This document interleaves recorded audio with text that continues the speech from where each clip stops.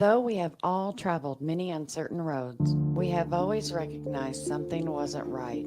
We searched high and low, yet our paths had never intersected. Our desire to seek truth, then to speak true, has brought us all together. That thing of ours is rooted in truth, because truth is the only unshakable foundation. In the greatest book, it states in John 8:32, "For ye shall know the truth, and the truth shall make you free." Truth is a powerful force. It is the foundation on which all great achievements are built, and the bedrock of trust and respect in any relationship. When we are rooted in truth, we can be confident that our decisions and actions are grounded in reality rather than in speculation or wishful thinking. The pursuit of truth is not always easy. It requires courage, perseverance, and a willingness to face uncomfortable facts. But in the end, the truth is always worth it. It allows us to make better decisions, to build stronger relationships, and to create a more just and equitable world. From politics and world events to entertainment and pop culture, we've got you covered. We'll explore our history and the stories that matter to uncover the truth that lies at the heart of each one. With our fingers on the pulse of the news cycle, we'll provide the insights and analysis you need to stay informed and engaged. As we stay rooted in truth and let the truth guide us in all that we do, let us be willing to listen, to learn, and seek out the facts, even when they challenge our own assumptions or beliefs. Let us never forget that the pursuit of truth is not just an individual endeavor, but a collective one. Only by working together With honesty and integrity, can we build a better future for ourselves And for generations to come. This is That Thing of Ours. How's it going, everybody? Thank you for joining us today on this Tuesday, 11th of February, 2025. I'd like to thank each and every one of you for joining us on Facebook, YouTube, Twitch, X, Rumble, and Pill.net. I don't know. I lost it there for a second. Don't judge me like that. that's okay. Y'all should have seen the look. And if you haven't already, please take a minute and give us that virtual hug. If you're over on Rumble or YouTube, hit that thumbs up. If you're over on pill.net, take that red pill. If you're over on X, smash that heart. And if you're on Facebook, you're our family. We love to push buttons, so we know you love to push buttons. And there's like 7 choices over there, so clickety click away. Clickety click. All right. Oh, we're just jumping right in saying hi to everybody. All right. What's up, F. Clint? Yo, what's up, F. Clint? F. Clint in the house. Got Chachi in the Hey, house. Chachi. Got Mike in the house. Hey, Mike. Hopefully you get to actually watch tonight, not just lurk. Right. Got Miss Dawn in the house. Hey, Dawn. Got Miss Colleen in the house. Colleen. Okay, Dawn's working and lurking tonight. Yeah, Dawn is Everybody's working. just working and lurking. Everybody's just working. There's and the other working. part of Mike Square. There's Mike. Hey, Mike. Welcome back, friend. Let's see. There's Miss Steph. Hey, Steph. Oh, been snowed in all day and loved it. I needed a break. Good. That's good. Good, That's good, good. good. When it's snowing, it's a good time to not do anything. Okay, Aaron Sit is by the fire. working and lurking as well. Just What's dropped going in to on, say Aaron? hello. Thanks for Hey, saying hi, Aaron. So All right. how's everyone doing? Yeah, I hope everybody's having a good Tuesday. It's a beautiful day. Good things are happening. They are. Got hairy balls all over DC. What? Elon Musk. Oh, He changed his name on X today to Hairy Balls, and they had to say it on the news. It was amazing. that's awesome. That is awesome. Man. Anyway, all right. So seems like there's some more winning going on. There is. I'm enjoying the winning. I can tell you that. It doesn't suck. No, it doesn't. It does not suck at all. All Are those you liberal ready? tears, it's going to fill up the Hoover Dam before you know it. Hoover Dam's going to be overflowing with all these liberal tears. Right. Watch out. Watch out. You ready? Yeah. All right, let's jump right into it, huh? Can you read that, please? Tom Homan is unhappy with deportation numbers, sending more ICE agents to sanctuary cities. Hmm. Some of them may be near you. Let's listen. All righty. Mr. Homan, is the president happy with the number of arrests? I'm not. The rest, if you look at the rest in the interior enforcement, it's about 3 times higher than it was a year ago today. 3 times higher is good, but I'm not satisfied. There's more criminal aliens that need to be arrested, hundreds of thousands. Sanctuary cities are putting roadblocks up. We got leaks. So we need to increase the arrest of illegal aliens, especially those with criminal convictions. So we're going to continue. So 3 times higher is good. The numbers are good. For me, not good enough. We got to get more. Mr. Homan, what's your message for the sanctuary cities? You just said we're putting up roadblocks. Do you have a message for them for Chicago, for example? Well, Attorney General Pam Bonnie's going to investigate them. We're going to hold them accountable. Sanctuaries are sanctuary criminals. End of story. They're sanctuary for criminals. Let us in the county jail to arrest the bad guy in the safety and security of the county jail. It's safer for the alien. It's safer for the officer. It's certainly safer for the community. Any sanctuary city that purposely release public safety threats back into public is stupid. I mean, let us arrest the bad guy in the jail, because what the sanctuary cities are seeing, I already see the stories. Non-criminals are being arrested at a higher rate, and they're going to keep being arrested at a higher rate, because we can't arrest a bad guy in the jail. We got to go to the community. When we go in the community, we're going to find the bad guy. When we find the bad guy, he's probably with others that aren't a criminal priority, but they're going to get arrested too. We're not going to tell ICE agents, ignore the oath you took, ignore the laws of immigration enforcement, just arrest a criminal. No, we're taking everybody. So sanctuary cities are going to get exactly what they don't want. More agents in the neighborhoods and more non-criminals being arrested, because they forced us in the community.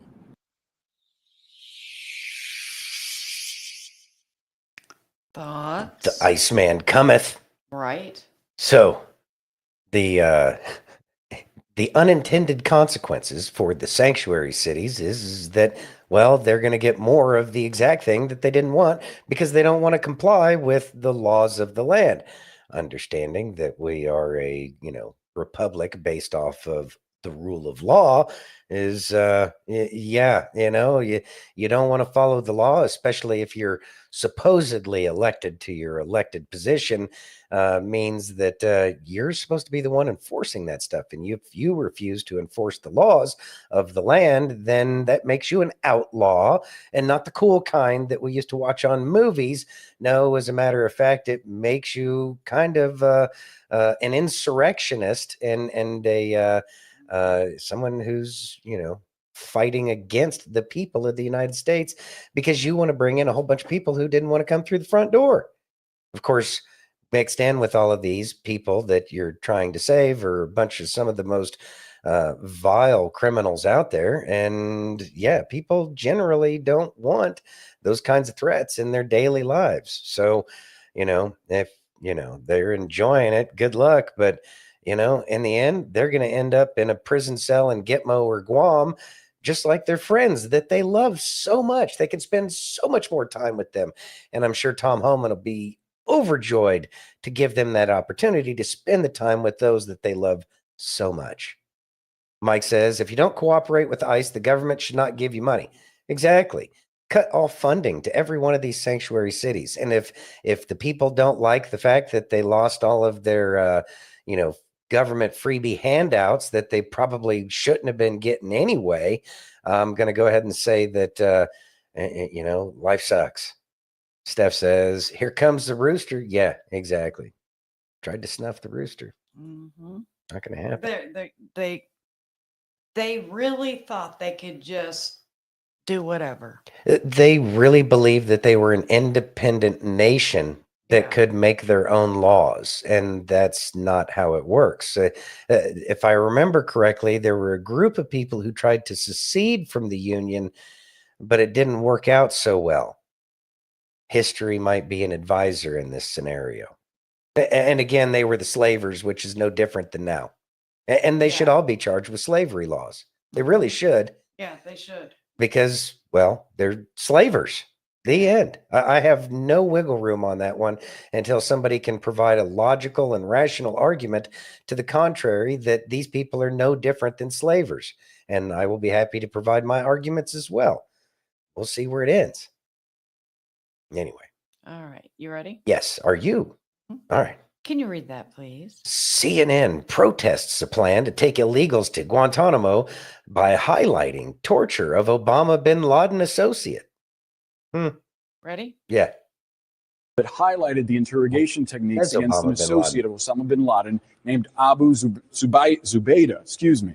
The Intel Committee said that the experience he had were awful. He had at least 83 applications of waterboarding. He spent over 11 days in a coffin-sized confinement box. They actually put Obama bin Laden on there. Thoughts? Tells me that the press is, what, counter-controlled? Like they were controlled opposition? And since they're still receiving the money, or they were receiving the money, they're still getting told what they have to say, because that's not a mistake that CNN would make, especially with their love of everything Obama. Oh, geez. I know. Hey, Chops, thanks for joining, man. Working and lurking. Working and lurking. Everybody's working and lurking tonight. Uh-huh. Yeah. Anyway, yeah. So, yes, Guantanamo Bay was an awful place. Everything's What is going being on? weird. I don't know if y'all heard that or not, but everything's going like haywire in the background It's on the driving audio. me nuts. Anyways, so CNN doesn't know what the hell they're doing, like this is any kind of surprise, but they're putting some truth out there at the very least that Obama is tied to these people, whether they wanted to make that correlation or not.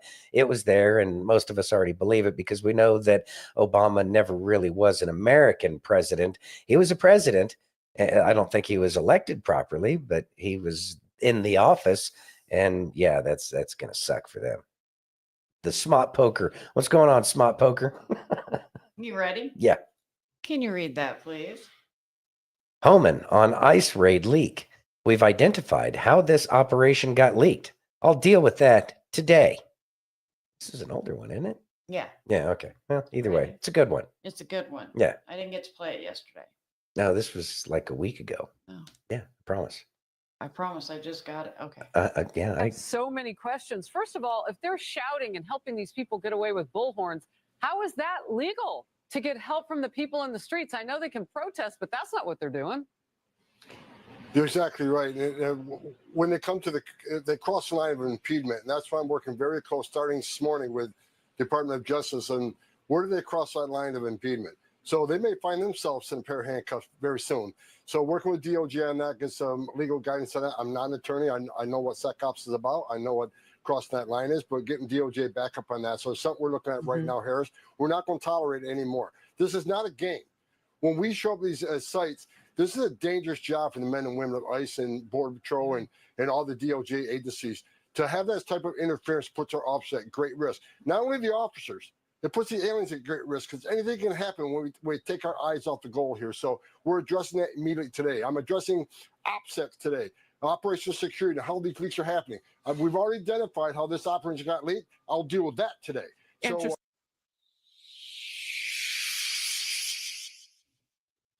Thoughts? All right. So I remember seeing that one, like when the ice raids first started, and there was a whole bunch about that. But they've continued to have leaks, but they're finding out exactly where these leaks are coming from. And that might be part of the operation that's going on, and that they're not going to be talking about to everybody, because trying to find those who have double crossed the nation that they have given their oath to protect and serve means that they got to deal with that problem first before they start taking out some of the more high value targets. But they know what they have to do. I'm sure this game is afoot. It's been going on for a long time. And I'm pretty sure they had an idea that these kinds of things were going to happen. And it's something that goes back. I mean, these kinds of games happened in World War II. They've happened in every war. There's always somebody. I mean, who was it? Benedict Arnold. Right? He was a traitor, and that was during the revolution. So there's going to be these kinds of people, and the people who are playing this game already understand this. And so I'm sure that part of this operation is trying to get these people to set their own traps, and then they can figure out who it is. And I'm quite confident that all of the resources are being utilized to catch who these people are, and it will help clear out a lot of the corruption that's in there. They may know or they may not know that this operation is going on, but they have to do what they have to do. Speaking of the people who are tipping off the illegal aliens that are here, they're going to find out who these people are. And I'm sure that they will be wrapped up in the military tribunals that should be coming up here in the future. I was going through the Q posts. There were actually a lot of posts, deltas today, 34 posts for February 11th. There was only one that was outside of like a different date. It was November 19th, but it was talking about February 11th specifically. Thing is this is part of the game. And whether or not you believe in Q, I'm inclined to believe in it because so much of it they were talking about has come true, is still continuing to come true. And it still happens on deltas or dates years after, to the date after they had originally made a post about something. So good indicators that there's some truth going on there with Q. And these things are to be expected. And they knew that they were dealing with traitors to begin with. Who would be surprised if it's found out that Hillary Clinton was a traitor to this nation? Who would be surprised if we found out for a fact that Obama was a traitor to this nation? After all, his Secret Service name was Renegade, which is somebody who's a traitor to their country. So yeah, it's part of the process. It's going to take some time, but good things are still happening. And they're taking in a lot of the high value targets that are within our borders. And that's a good thing. I know there was a big high value target, an enforcer for the cartels out of Chicago. I think they snatched him up and got a couple other people that were hanging out with him as well. So it's happening. It's just not happening the way any of us would like to see it happen. But eventually the word's going to get out, especially after those who are providing protection and cover get snatched up as well and sent off to whatever prison they're going to be going to. Eventually they're going to run out of places to hide. And you know what? Maybe we should just exit stage south. Well, that would be nice. It'll happen. Yeah. It's going to happen. You ready? Yeah. How about some Kelly? Yeah, Kelly's always good. I need some Kelly right now. All right. Hi, friends. Today I want to show you something in the Bible you might have missed before. Have you ever heard people try to explain the Bible as the Old Testament is Jesus concealed and the New Testament is Jesus revealed? You've heard that before, right? See, what they mean is every story in the Bible is actually about Jesus. Now, sometimes it's easy to see, like in the story of Jonah or even Abraham offering his son as a sacrifice. But can I show you one today that you might have missed altogether? Oh, what story am I talking about? The story of Noah, of course. Truthfully, the story of Noah may be, hands down, the greatest picture of Jesus we have in the Old Testament. Oh, you don't believe me? Well, let me show you. The first thing you need to realize, though, is that Jesus is ultimately the main character of every story. And that is 100% the case in the story of Noah. Hold on there, Kelly. Clearly, Noah is the main character in the story of Noah. Oh, really? Look, here's what I mean. If you were to ask a child, or anyone else, in fact, to draw a picture of Noah, what is the one thing they would put in that drawing to signify this is Noah? Now, if you were to say an old man with a robe and a beard, well, shoot, that could be Moses, Abraham, Noah, or literally any Bible character, since we don't know what they look like. They're all old dudes with robes and beards. Now, okay. You might get away with saying a rainbow, but that still doesn't quite get us there. I mean, now you just got an old guy standing under a rainbow. But to really drive your point home, to really sell it that this is a drawing of Noah, you know what you add: a boat. You see, the main character in this story is Noah Noah. It's the ark. The ark is the main character of this story. And upon closer inspection, as I'm about to show you, the ark itself is actually a picture of, you got it, Jesus.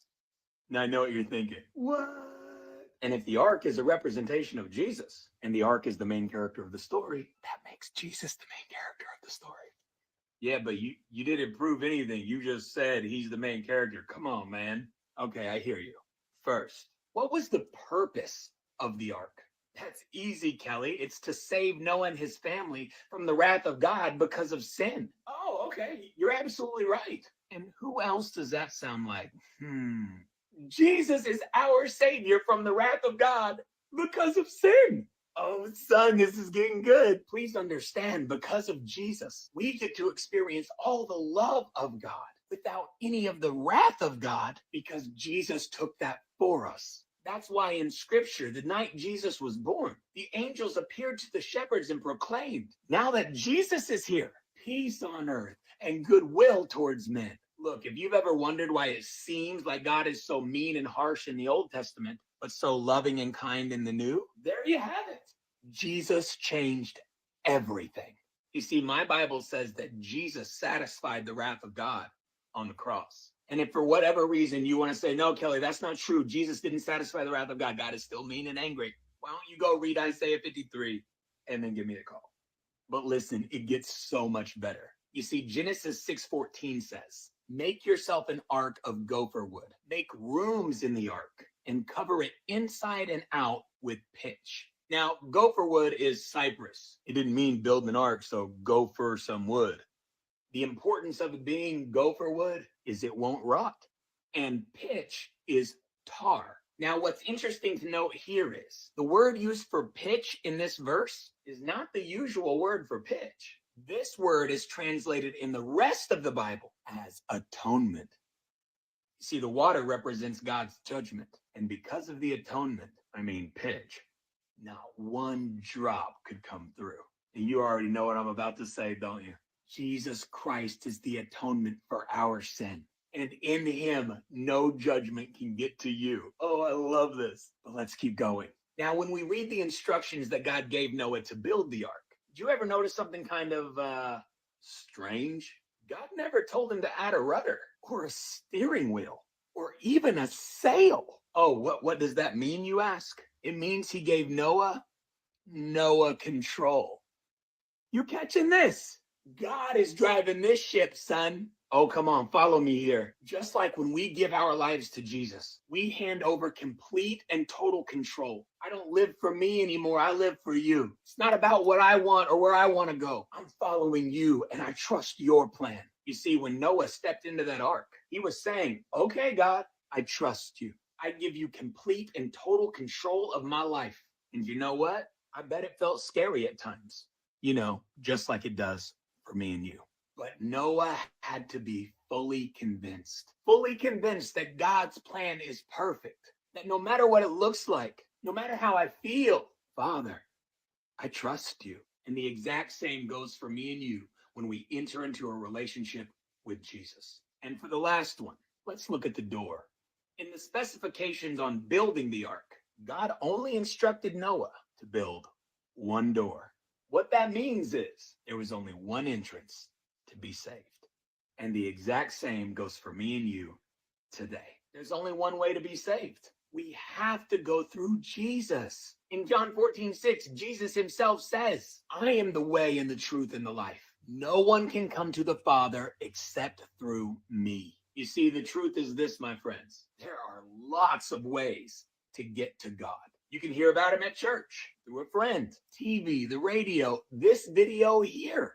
However, there's only one way to actually get into heaven where he resides. Meaning there's only one way to be saved, and that is by entering through Jesus. Look, let's get real. Lots of people saw the ark being built, but sadly, none of them actually entered in.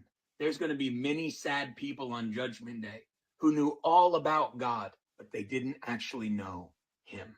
They never entered in through Jesus. And that, my friends, is going to be a sad day for so many. You see, Noah himself couldn't even close the door. God had to do that himself. And the truth is, there will come a time where that door is closed for me and you too. Meaning there is no longer an option for salvation. You see, the way that door closes for us is one of two ways. If you die without accepting Jesus as your Savior, that door is closed. Or if Jesus returns before you give your life to him, that door is closed. Now, I may not know which one is going to happen first for you, but one of those two options will happen. And if you haven't entered in through that door, meaning a personal relationship with Jesus Christ yourself, you'll end up like so many others who watched as Noah and his family were saved, but they were not. But hold on. There is some good news today. If you're watching this right now and you realize you haven't entered in through that door, there's still time for you to get in. Do not waste this moment. If you realize right now that's you, as of this moment, the door is wide open. You just got to walk through it.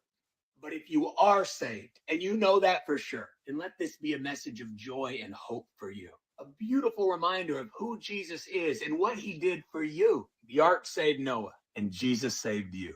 And that is the most amazing news I could ever share with you. And think about that for a minute. Thoughts? All right. So pretty amazing. Okay. So I know that the entire Bible is about Yeshua. The whole thing is. Like I didn't know that until I finally started to dive in and actually read and comprehend what the Bible was telling me first, and then listening to people like Kelly. Kelly's an amazing teacher, and I'm truly grateful that he's there for all of us because I've learned so much from that man. But anyway, back to the story that he was talking about. I understand that every story is about Jesus, and some are a little bit more apparent than others. And he kind of pointed that out in the beginning of his video there. But the story of Noah, I have heard it on more than one occasion that even that is the story of Jesus and how we can get our salvation from him, despite and how many of the stories in the New Testament are about Jesus in a boat. And so not too big of a stretch, but also he provides that salvation from all of the nightmare that's going on in the world around us. So it's up to us to enter through that one doorway. And I know that there's a lot of people, because there's many different religions that kind of come close, and they all kind of point to the basics of what the Bible's getting at. But I do believe that the Bible is the true way to get to that salvation, and through his son. It's just what I believe based off of everything that I have, experienced in my life. And everybody has their own life experience. I know that some people's life experience points to the exact opposite of that. And for them, that's their life path. And all I can do is point out the things that I can point out. It's up to them to listen. But when we open our hearts to the Lord, that is when things start to make sense. And I think that that's truly beautiful. And it's one of the things that I find to be magical, I guess, for lack of a better word, about the Bible. Because if you can actually hear, if you have ears to hear, then you can truly hear what it's talking about. And these little things are like Jesus being represented by the story of Noah. These little things tell me that I'm hearing some of it. I know I'm not hearing all of it, but I'm doing the best I can. But that's part of this beautiful journey of personal growth and finding that connection with God. So yeah, that's great. Man, I love Kelly. He's so awesome. He really is. Hey, JD, thanks for joining, man. Right, we got a lot of people over on Pilled. That's pretty awesome. Yeah, that's awesome. I love our Pilled fam. I do too. Yeah, there are a lot of people over on Pilled right now. You ready? Whoop, whoop. Yeah. Can you read that, please? How do you say that? Shroyer? I guess. Okay, that's what I'm going with. If I butcher it, my apologies. Owen Shroyer says, USAID CIA front group funded the treasonous foreign invasion of America. Let's listen. No.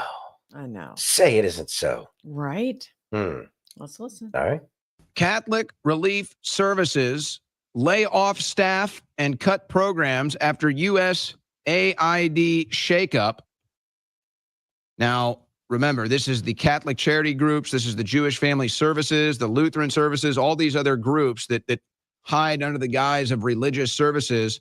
They're taking hundreds of millions of dollars to facilitate the human trafficking illegal immigrant operation pipeline.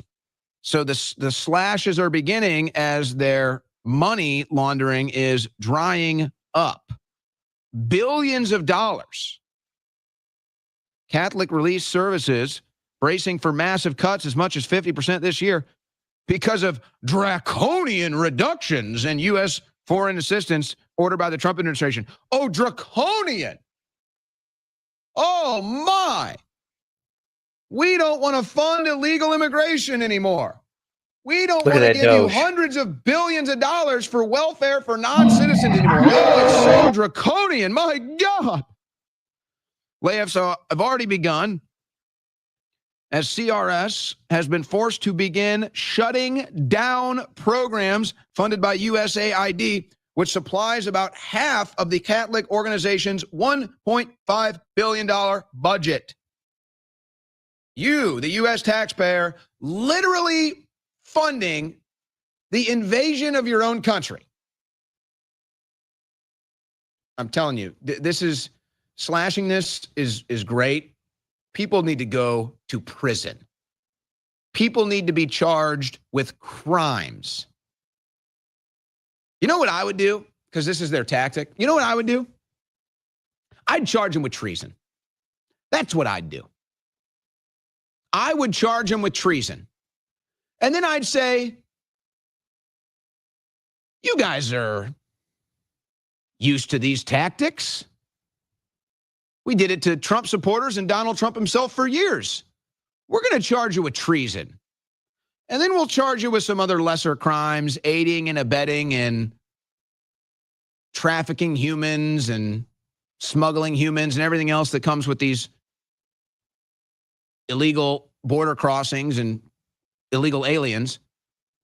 So why don't you just take a plea bargain? Take a plea bargain for aiding and abetting in human trafficking, and we'll drop the treason and the drug smuggling and everything else. We'll drop all those, but you just need to plea to aiding and abetting in human trafficking, okay? Or we can go to court. Would you like to go to trial? Defend yourself against treason? We can do it that way if you'd like. I think that's what I would do. If I was Pam Bondi, that's what I would do. I would charge all these NGOs, all these policymakers, everybody that was involved in the open borders for the last 4 years under Joe Biden, including Mayorkas. I would charge them all with treason and then lesser crimes and then offer them a plea bargain. And we'll give you one lesser charge, plead guilty, we'll give you one lesser charge, or you can go to court and defend yourself against treason, where, by the way, we have all the evidence of everything you did. So good luck. Your choice. That's what I'd do. USAID was dismantled so fast, one fired employee had to be rehired to process the timesheets. We spent the weekend feeding USAID into the wood chipper, says Elon Musk. So it's basically been brought down to nothing. And I think what's going on right now is they're basically just getting inside of it, exposing everything, getting the transparency, showing how all the money was been stolen and looted and spent. And then once that process is over, they'll just shut it down. And then they'll move on to the Department of Education. And then they'll move on to OSHA. And then they'll move on to the ATF. And then they'll move on to the IRS and so forth down the line. That's how this is going.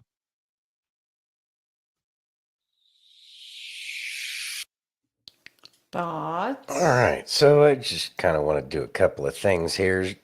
Let's see, sedition. Let's see, if two or more people in any place subject to U.S. jurisdiction conspire to overthrow, put down, or destroy by force or wage war against the government. 2, forcefully oppose government authority, preventing, hindering, or delaying the execution of any law of the United States. Or 3, seize, take, or possess any U.S. property contrary to its laws. Sedition. Let's see, whoever incites, sets foot, assists, or engages in any rebellion or insurrection against the authority of the United States or the laws thereof, or gives aid or comfort thereto, shall be fined under this title or imprisoned not more than 10 years or both. Let's see, and then treason. Let's see, treason against the United States shall consist only in levying war against them or in adhering to their enemies, giving them aid and comfort. No person shall be convicted of treason unless on the testimony of 2 witnesses to the same overt act or on confession in open court. See, the thing is all these people have already done all of this stuff. Those that are here, the people that are from without this country that are bringing in this invading army, they are an invading army. Also, they're not carrying a Geneva Convention card, which would make it something extra extraordinary, and those extraordinary circumstances should require an extraordinary response. Fortunately, President Trump and those who are in charge have been playing very nice. Fortunately, for those who have been committing these crimes against the people of the United States, have been very lucky that it hasn't been treated as such. But I think that kind of harsh talk would certainly cause a lot more problems. So hopefully, what they may be doing is trying to go along quietly as they can, hoping that they won't get snatched up, yet still trying to commit their treason and sedition against the United States. But once they've been arrested, I'm sure that everything will change once the charges are actually levied against them. I do not believe that we should take it easy on any of these people, because they really were trying to overthrow our country to give it to either Mexico down south or to keep all of it for themselves. Meanwhile, they've imported a brand new populace to do all of their slave labor the way the Democrats wanted back in the early mid 1800s and before. So and I do believe that they should be throwing slavery charges against each and every one of these people. I think that the case could be easily made, and they need to have an example made out of them. This entire thing has been just way too much, and they have silenced the American people, therefore denying them their First Amendment rights, among so many others. Changes need to happen, and the only way to prevent so many people from trying to do this again is to kind of make an example out of them. It doesn't have to be brutal, and it certainly shouldn't be outside of the laws of this land. As a matter of fact, quite the opposite. It all needs to be done by the laws of this land. It just needs to happen.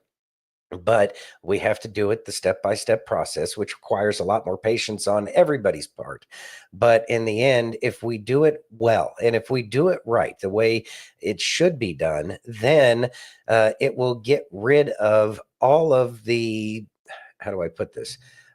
The real problems that this country has had. And so how does this affect like the Catholic Church? And that's a big question, because the Catholic Church, obviously, did he say $1.5 billion was given to them to send invaders into our nation? Mm-hmm. Okay, so they may be outside of the United States, and they may be a part of a religious organization, i.e. the Catholic Church. But that is, in the end, a foreign nation, Vatican City, that is influencing what's going on here. Very big international questions are going to have to be answered about what we can do about that, because they were active participants in the overthrow of our nation. Yet this nation is filled with great people who happen to be Catholic. I was raised Catholic. My family is Catholic, at least the ones that haven't, decided to not be Catholic anymore. So I'm not going to hold anything against the people who practice that faith. After all, that was the first church, right? And just because it has been corrupted over time does not mean that we can throw the baby out with the bathwater, because the Catholic Church is extremely important to humanity as a whole. It's just that the Catholic Church needs to have it pointed out to the parishioners need to understand the extent of the corruption that has gone on, and that it hasn't changed since the Borgia popes. It's no different. It's the same. I wouldn't be surprised if our current pope is related to one of the Borgias. But there has to be some kind of clawback from that religion, especially since they took so much of our money and they used it against us. Meanwhile, they were getting all sorts of tax benefits and not having to pay taxes on very expensive property, we'll just say within Manhattan. very prime property that they've been using against us. And I take exception to that. Whether you call yourself a religion or not, that is not what a religion does. And that goes for any of them, because I know that there's some pastor in Tennessee who's been talking some mad trash too. Kind of disgusting, actually. But, I don't think that any religion should be spared simply because they want to hide under the cloth that they used to take us down and to take out our nation. Again, they're no different than any other slaver out there who has committed sedition or treason or insurrection against us. No quarter. Well, they thought that it was just going to be status quo, and they're finding out it's not. Well, thought it was just a fart, but he actually shit himself. You ready? Wisdom from Grandpa. I know. I know. Yeah. You ready? Yeah. Can you read that, please? President of Rwanda sides with President Trump on ending USAID grift despite it hurting his nation. Okay, I'm going to have to use my glasses. You ready? Need that monocle. I know you need F. them. Clan sent us that thing. I know. I should have saved it. You ready? Yeah. Okay. President Trump's unconventional ways of doing things, I completely agree with him on many things. Even though it will hurt you as Rwanda, which depends on some US aid to fund your healthcare and development. I think from being hurt, we might learn some lessons to do things we don't do that we should be doing. That's why I'm saying, yeah, this aid thing, which I've never been a friend of it, much as I've been a beneficiary. Thoughts? I'm sure that there was absolutely zero choice to accept that aid. I'm sure that aid, not only did it have stipulations that came with it, because so much money is being dumped into his nation that he shouldn't have to be forced to take, I guess, for lack of a better word. Hey, Silver, thanks for joining. I'll get back to that in a second. Anyways, so he didn't want to have to take that money, obviously, but he was forced to. That's counter to everything that is supposed to be U.S. foreign policy.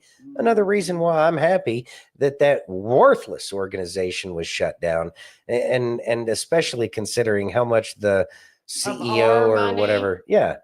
Well, it found out she, gained, what, like 40 million in value over a couple of years since she was appointed as director. Yeah. Anyway, Chachi says the Vatican is broke. We got that gold. See, Chachi, I agree with you 100%. I think that we did get the gold. I think that we got our gold back that was stolen from Fort Knox from not only the Vatican, but also the United Kingdom and that inbred family over there that wears fancy gold hats. I think that they're done. They're cooked. They don't have the money that they used to. And it was a giant conspiracy against the people of the United States because we were extremely wealthy. We did have a gold-backed currency. We did have a lot of things. When minimum wage was created at $1.25 an hour, I think is what it was, that $1.25 an hour could not only buy a house for a family of 4, but it could also afford a note on a car payment as well. That's not even an option anymore. And that's what needs to change. But what caused that change is the fact that they were stealing everything from us. So that way we could go have trans comic books in Afghanistan or some dumb shit like Afghanistan. that. Yeah. You ready? Thank you, Steph. I appreciate that Rumble rant. She says, we are all from one kind or another religion, and it doesn't make us all bad because bad has been done in the name of religion and actually makes us victims to the same crimes. God's will be done. Amen. His will will be done. And it's not going to be pretty for those who chose not to believe the veracity and truth of the words in the Bible. But that's something that will probably help bring people to God a little bit more once they recognize, because so many people have that church hurt, and so they reject anything God related without reading the book itself, recognizing that the people who have been perpetrating these evils against people who were innocent minded and chose to believe somebody who calls themselves a pastor and went to some kind of school so that way they could get the dominoes and biscuits and say that, you know, they are worthy of being teachers. It's important for us to take our own salvation into our own hands. And I think that that's what a lot of people are going to be learning here as we move forward. And the corruption of all these religions is exposed. That which has been in the dark will be brought to the light. Amen. You ready? Yes, ma'am. Can you read that, please? Regarding former USAID Administrator Samantha Power. Let's listen. This heifer. Guys, let me introduce you to Samantha Power. Samantha Power here is a top administrator that Looks like is a dude. now fired from her position. Okay, Samantha Powell is a far leaning left individual. Okay, we did a little digging. Samantha Power was sworn in as an administrator at USAID on May 8th, 2021. Samantha Power's financial disclosure filed in January 21 shows her assets estimated at $6.7 million to $16.5 million today. In 2024, her net worth is estimated up to $30 million. How does a government job multiply wealth like that? Her salary at USAID was only $180,000 annually, and she's on national TV complaining about the good work she has done. What work is that? Laundering our money? All right. Samantha Power. You guys. Thoughts? You know, so I look at her and she reminds me of that sloth in the movie Ice Age. Tell me I'm wrong. You're right. All right. There's something weird about that. Why do they always look so weird? What is that? I don't even understand. I don't know. Anyway, what is different between her and her corruption and becoming so wealthy? So quickly. Yeah, so wealthy, so quickly, such a short period of time, just like Nancy Pelosi and company. But then again, there's an article right now just popped up in the past hour or so. I'm going to share the Liberty Daily page here. DOGE is investigating feds whose net worths have suspiciously exploded after the Samantha Power bombshell. See, this is one of the things that's going to be continuing to drive the direction of DOGE. It's and it's another reason why they're so worried about Elon Musk getting all of this private information. You know what? You are the corrupt people. You have been fighting for, you know, all of everything that we have to be exposed to you ass clowns. And now we're supposed to care about the fact that you want some privacy now.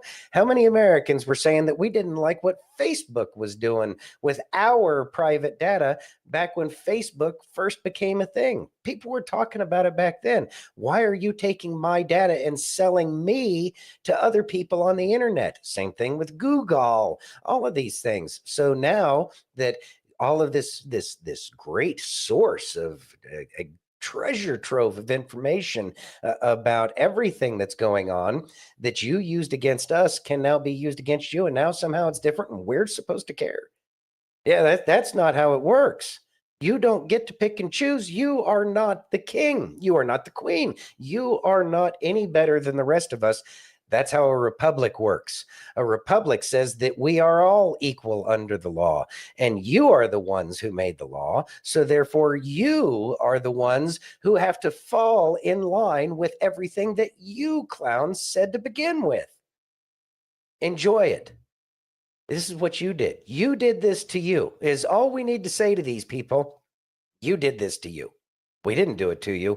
You had it coming. You knew you had it coming. And now you got to pay the piper. And you're not going to appreciate the bill once you see the ticket. Yeah. That's on you. Silver says, do you ever worry about the multiple translations of the Bible over centuries? We may not know the whole truth.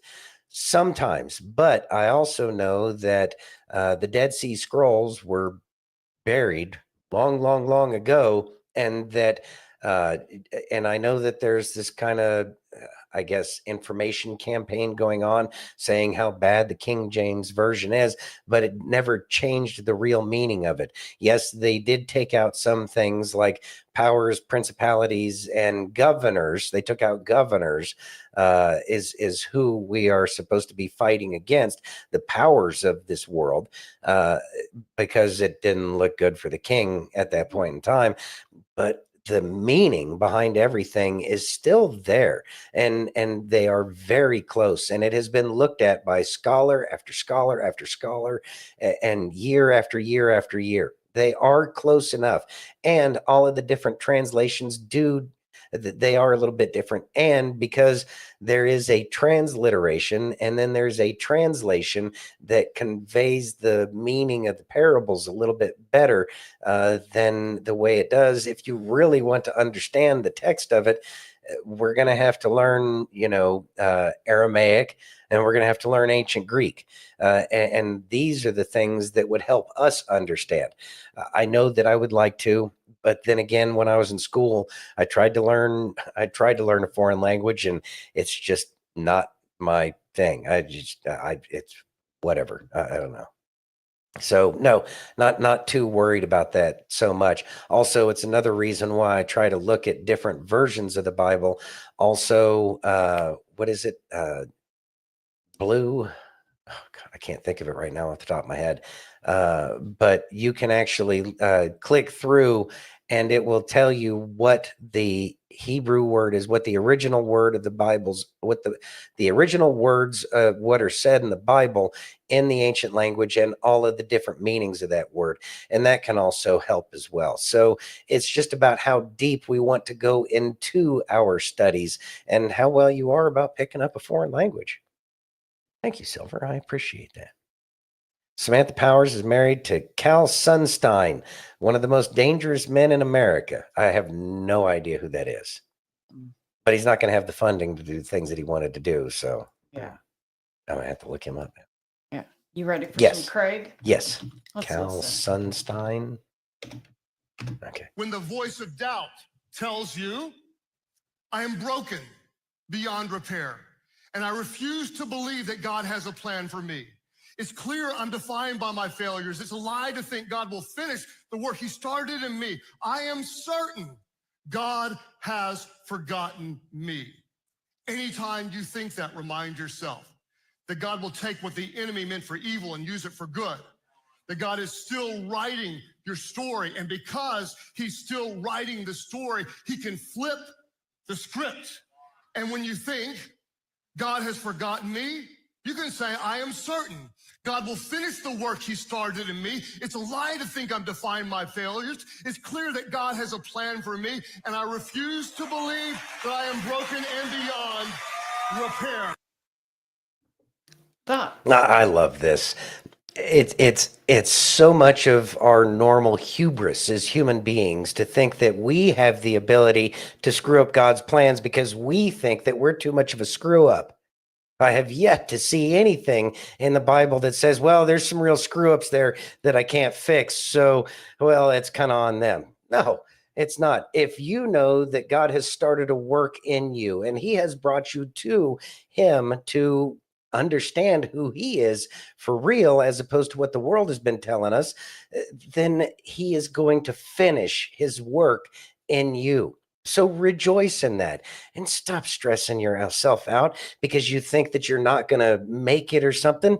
You're going to make it. He's chosen you already. That's why you are drawn to him. You just have to make sure that you continue on the path of not only understanding the words that you receive and understand from your studies in the Bible, but also applying. That's our responsibility. But to think that we have the ability as an individual to mess everything up, No, there's nothing that says that can happen. As a matter of fact, it's just our fears. And where do our fears come from? That is the devil. That is the perfect embodiment of the devil talking to us. Remember the little angel and the devil on your shoulder? That's the little devil yapping inside your ear saying, it's not going to happen. You're not good enough. You can't do it. God, maybe God just doesn't care about you. All these little things. That is the devil. That is that negative vibrational frequency speaking to you. And it's up to us to choose to accept those words or not. But once we choose to accept the fact that God can overcome everything, then we recognize and we hold on to that. And then our life gets to be a little bit more positive. We put that positive view about life out there. Hey, Nats, how you doing? Thanks for joining. And Brother Bill's here too. Oh, Brother Bill, what's going on, Brother Bill? Yeah, Cass Sunstein. Ready? Yeah. Can you read that, please? Yes. FEMA fires 4 employees, not enough, who sent New York City illegal alien money last week, despite President Trump's executive order. Let's listen. Yeah, they should. Fox News alert moments ago, we received this together. We received a statement from the DHS regarding the $59 million sent from FEMA to New York City migrants last week. Quote, 4 employees being fired today for circumventing leadership and unilaterally making the egregious payment for hotels for migrants in New York City. We have not announced it yet, so we have it first. There's going to be firings, the names are going to be out, and let's bring in New York Congressman Mike Lower. Congressman, your thought about that move? Well, it's long overdue, frankly. These funds have been misappropriated going back to the Biden administration, and New York City, a sanctuary city, has been wasting billions of dollars of taxpayer money, billions with a B, to provide free housing, clothing, food, education, and health care to illegal immigrants, including criminal aliens that are here illegally. And so, I applaud, frankly, DHS for taking action to stop these payments under President Trump's leadership, because we have incentivized cities like New York and states like New York, a sanctuary state, to allow this to continue, and it has to stop. Look, it cost New York, and it's a little selfish of us, billions of dollars because the water was wide open for 4 years. And the mayor that spoke up got exiled in the Democratic Party. Ironically, he's about to be, I guess, in a way, pardoned or protected by this president, who sees a lot of the targeting of Mayor Eric Adams as the same thing that happened to him. No question. Eric Adams spoke out against what the Biden administration was doing. He said that the migrant crisis was, quote unquote, destroying New York City. Kathy Hochul authorized billions of dollars of state taxpayer money to pay for all these expenditures. Meanwhile, she's fleecing hardworking New Yorkers $2,500 just for the privilege of driving to work. It really just speaks volumes to how inept, incompetent, and corrupt New York has become under feckless leadership. Right. We have to stop this massive influx at the border, which is what President Trump is doing. But we have to stop incentivizing states and cities like New York by spending billions, and in this case from FEMA, $59 million to support their efforts to circumvent federal law. That's really what this boils down to. States like New York are circumventing federal law, allowing illegal immigrants to get benefits and access to taxpayer money. All right, so let's talk about something else that's just bizarre that's happening in New York. New York's top court set to consider non-citizen voting in New York City elections today. Get this, non-citizens, you don't belong here, you're not registered, blowing off court appearance, doesn't matter. That would add 800,000 non-citizen voters. Why is this even a discussion? It shouldn't be. New York Republicans fought back against this effort Several years ago, we were victorious in the lower court and the appellate division, and now it goes to the Court of Appeals. Unfortunately, I'm a little bit concerned because the New York Court of Appeals has been corrupted by Kathy Hochul and New York Democrats. This is why they tried to gerrymander our maps again last year. They added people who are way too progressive for the court to try and move the court in a different direction. I am concerned, certainly, that the Court of Appeals will make a political decision and not follow the Constitution. It is very clear. Non-citizens do not have the right to vote in our elections, period. There's a reason New York is a sanctuary state and city, though. And the reason is they want illegal immigrants counted as part of the census. That gives them more congressional seats and it gives them more electoral votes. That's what this all boils down to. They want them to be able to vote in our elections. I fundamentally believe that it is wrong. It violates both the U.S. and state, New York State constitutions and needs to be prohibited. And if the court had any courage or any conviction at all, it will reject this outright today. You would think, because they want to loosen up that. Next thing you know, non-citizens voting in general elections. They'll figure out a way to do that. You know what I think it is? Republicans getting very close in New York to winning a lot of traditional Democratic seats, maybe even the governor's mansion. And they got to start letting everybody know that we're going to have to maybe bend the rules a little to stay in power. Mike Lower, thanks so much. Thanks, Brian. All right, Congressman. And thoughts. And that's that final step there was exactly it. What he said is we're going to have to, bend the rules a little bit to stay in power, which is exactly what they've done. But I mean, that's who they are. And that's why we haven't liked them. Exactly, Jenny. It's unconstitutional. How is it that somebody that's not a citizen has a say as to anything that's going on here? Maybe we should care about what Europe does and do what they do over here. Even though we fought an entire war to say that the way they do things over there sucks. That's right. But they're going to go ahead and try to, do things their way because those who seek power don't care about anything but more power. That's who they are. And I believe that, they love China so much. And I know that China, when they deal with traitors and seditious types of people, they send them to a firing squad and send the bill to their family. And maybe that's what needs to happen too. Not only do we need to seize all of their assets because, well, they stole our money to enrich themselves. I really have no sympathy or care for these people, and I know that I should. I know it's not very Christian of me, and I got a lot of praying to do for them because we're supposed to pray for our enemies, but I got to, figure out how to deal with this one on my own because it makes me so angry because there are people who gave their life for this nation. They and not just in wars. People gave Isaac Cappy gave his life for this nation. Chester Bennington gave his life for this nation and what it's supposed to stand for.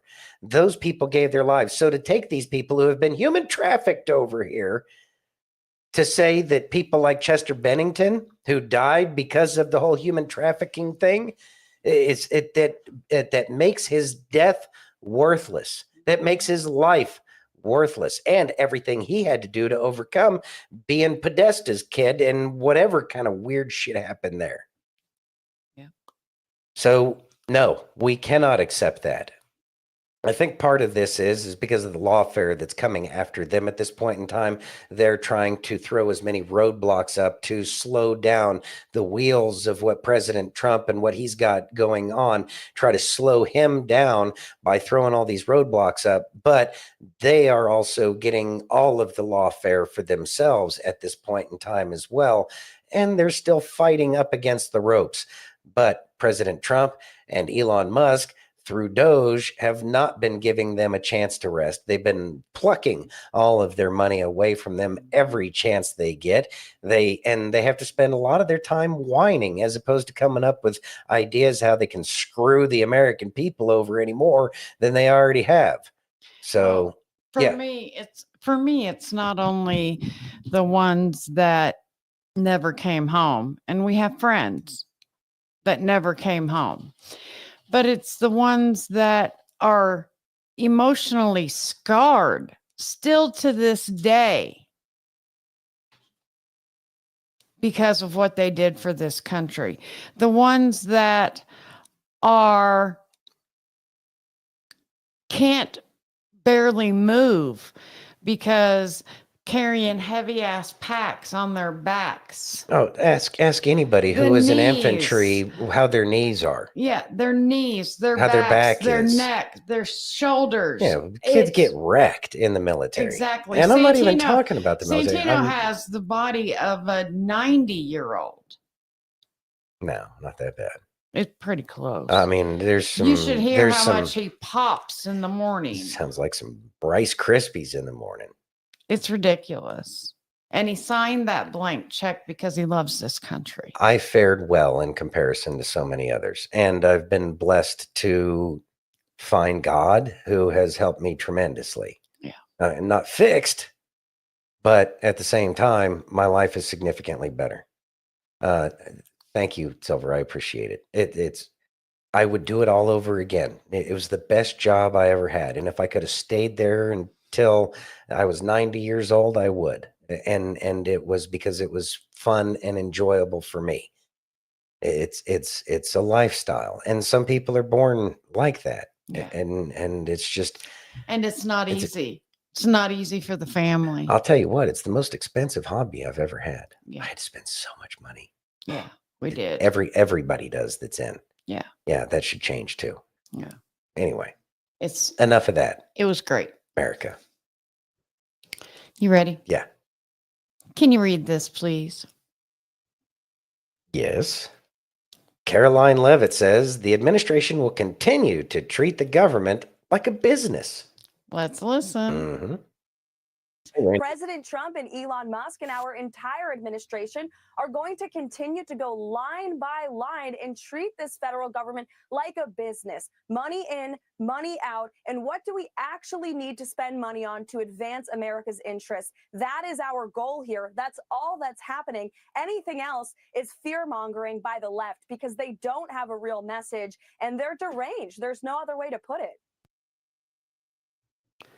Thoughts? Of course they're deranged. That's why they chose to get into politics and be the absolute most corrupt people that they could possibly be. Be as corrupt as you can be. Mm-hmm. Get an edge on life in the Congress. They're good at being corrupt. Yeah, that's because that's all they know how to do. Mm-hmm. Of course, they're going to whine. They're going to cry. And it's nice to see them whine and cry for a change because Lord knows they didn't care about any of us. They didn't care about the people and the things we were going through. They didn't care about the people who froze to death on the ground in North Carolina this winter because FEMA was too busy giving money to illegals in New York. I don't care what these people say. I will listen to their case that they make in court, but anything I'm going to give them is an opportunity to hear the trash that's going to come out of their mouth. Yeah. I'll give them a fair shake and I'll listen to them. But I have a feeling I already know so much that needs to be known about who these people are. Yeah. And they've destroyed lives. They are directly responsible for people losing their lives. Mm-hmm. They are responsible for destroying families. Mm-mm. They are liable for all of that. And of course they're going to whine now that the tables have turned and the looking glass is on them. Yeah. Not fun being under a microscope, is it? Well, that's what it's like being a police officer. That's what it's like being in the military. That's what it's like being a fireman. You're constantly under the microscope because they're looking to take you out because you care about something. You are willing to put your life on the line for everybody else as opposed to yourself, which is something that they can't comprehend because they only care about themselves. They don't even care about their kids unless their kids can do something for their own benefit. That's who those people are. Yeah. And that's why they can't stand people who care about something more so than themselves. That's on them. You ready? They're going to have to answer for it. Yeah, I'm ready. Can you read that, please? I don't think they are. No, they're not. Democrats are up in arms about the Department of Education for political theater. Right. Let's It's listen. all theater to them. Mm-hmm. Well, first of all, when do you think the last time that these members of Congress were at the Department of Education? That's the first question I have. And now all of a sudden, for political theater, they need to go there and demand to get in. And I love when Maxine Waters says, lift up your face, hold your face up so we can see you, look them in the eye, tell us your name, give us that ID again.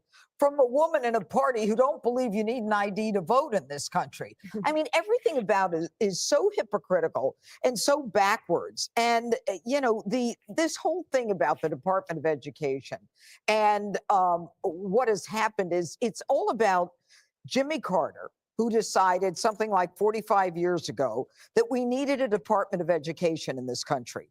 Jimmy Carter was the guy who also made sure that we had, you know, these tough civil service laws so that people who work in the federal government can't be fired the way normal people can be fired. But they created this bureaucracy, the Department of Education, because Jimmy Carter wanted to pay back the unions for their support of him. I mean, this whole thing is about the bottom line. It's not about all the stuff we're talking about here. If you want to talk about the real issues, it's failing with kids, but it's about the bloated bureaucracy. It's about the the politicization of unions and political paybacks. We don't need a Department of Education. And right now, our kids are doing so poorly. I mean, we spend more pretty much than any other country spends on kids, and our kids are doing horrible. And the last thing I want to say is, you know what? I wish these Congress people were more animated about the Department of Education when Randy Weingarten and the unions were saying, oh, we don't want to go to school. We don't want to, you know, we don't want the schools to open. It's too dangerous for the teachers and for the kids. You know, this is all political theater. Thoughts? The way that woman was trying to open that door, this is absolutely ridiculous. It really does look like theater. They don't care about the kids other than to use them as a political pawn.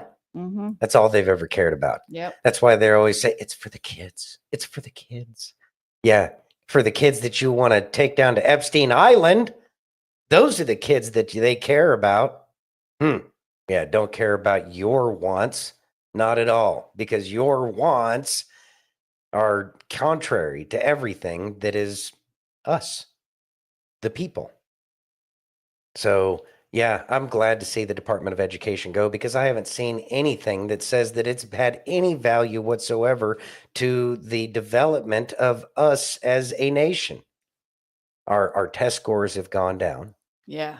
Our kids, we saw that one lady that we shared, graduated college, still can't spell to the point where autocorrect can't even catch all of her mistakes.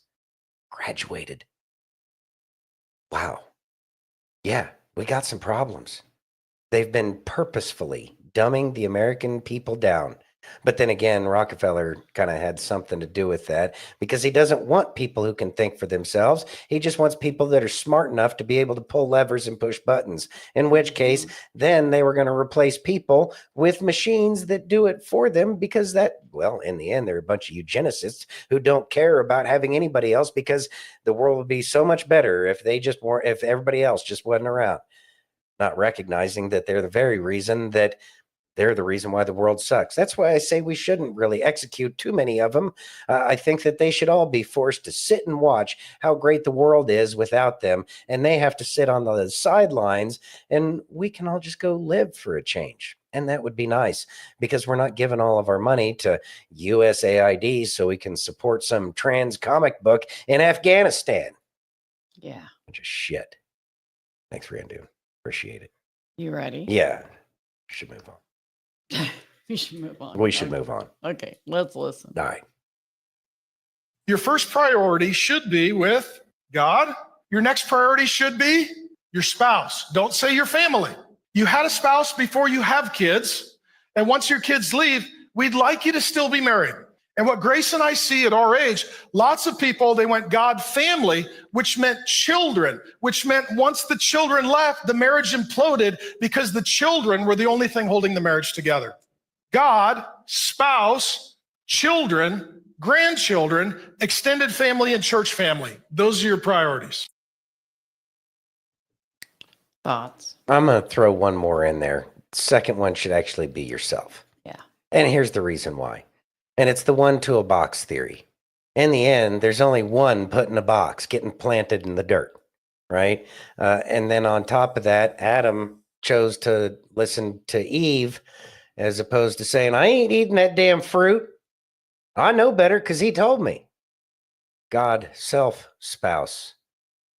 Probably your profession would be next, because in the end, after 18 years-ish, plus or minus some time, your kids are going to grow up. They're going to go get their own job. They're going to have their own life. And guess what? They're going to be too busy for you, except for to call you and ask for help and whatever. But you will still get to spend time with them. But who's going to be by your side? Your spouse. But you got to make sure that you have the house, that you have the ability to put food on table. That, I believe, would be, for me, a probably more appropriate priority list. God, self, spouse, what makes the family work, and then your kids. Not saying that you should sacrifice going to see your kids' football game. No, work needs to sacrifice for a lot of stuff, because the employers, a la Rockefeller and Company, East India Trading Company kind of people, they want us to work ourselves to death like they do over there in Japan. We don't need that. We need a healthier relationship with our professions. And our profession needs to recognize that they're not our life, that they aren't, the only thing they're doing is providing me a place to do my best work. And if they like me, then they should continue to pay me. If they don't like me, then they shouldn't pay me anymore. So that way I can go figure it out until I can go get a job and keep it.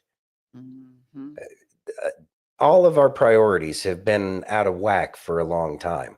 But as this corruption is being found out, as our money is going to be given back to us on the back end of all of this, and we start to finally be able to live again, and thank you, government, for allowing me to survive. Wow, how magnanimous. But once we're able to start living again, then I think all of these things will fall back into place. But the thing that's getting us there more than anything else, based off of my observations, is we started turning to God during, after a lot of people, after Trump lost the second election, because that's about where Kay and I kind of fell in, and our lives truly changed. And we recognized the importance of putting God first over everything else, and trying to get that deeper understanding and relationship with our Creator. America's figuring that out right now. And as these people who have not had a relationship with God are starting to see the truth, these things like frazzle drip, these things like the human trafficking in general, and the absolute invasion of our country are going to help people recognize that God is most important. And both sides of the superb owl that was tortured to watch. It's both of those teams are starting to acknowledge God more. Yeah. We're getting there. We're getting there. It's taking time, but it's happening exactly the way it should. And I look forward to when we all have our priorities put back in proper order. Yeah. You ready? Yep. Can you read that, please? Hey, Liberty. Hey, Liberty. Let's see. Scott Jennings says DOGE is delivering what the American people have been wanting for years. Let's listen. Decades. Century. Look, I think this is absolutely America first. It's needed policy, and it's what people have been asking for years. And honestly, politicians have talked about doing this for a very long time. The only difference is they never do it.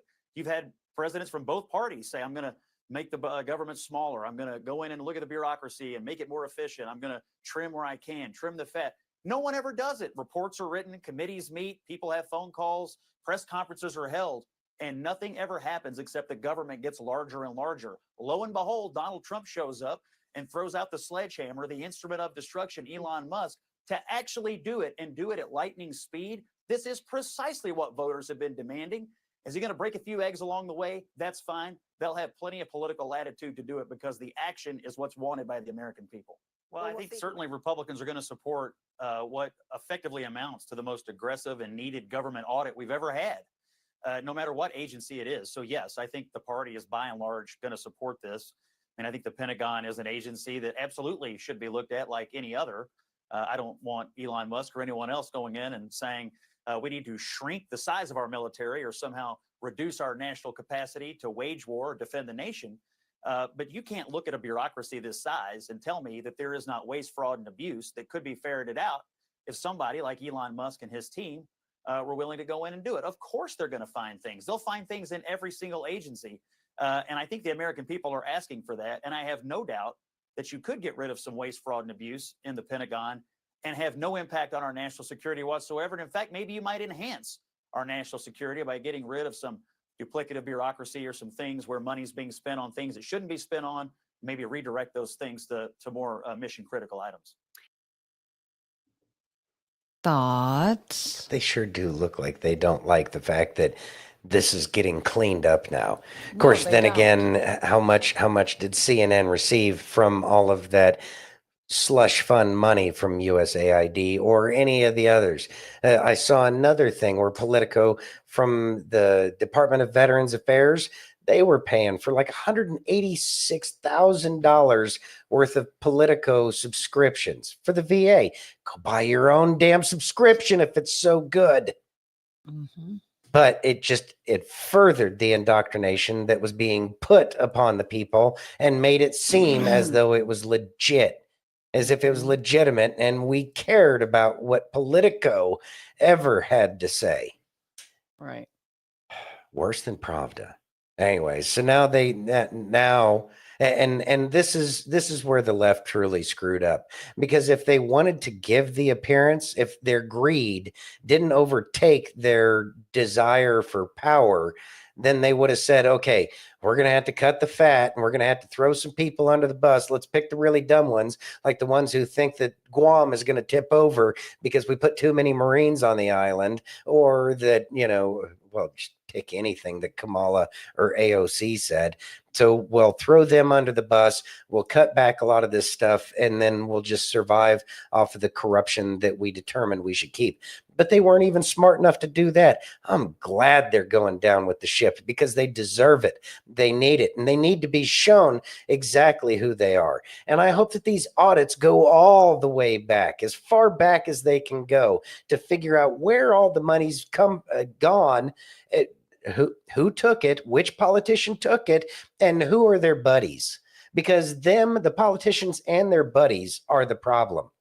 And if anybody thinks that they're going to get off scot-free from stealing from all of us, then it will only encourage more of it in the future.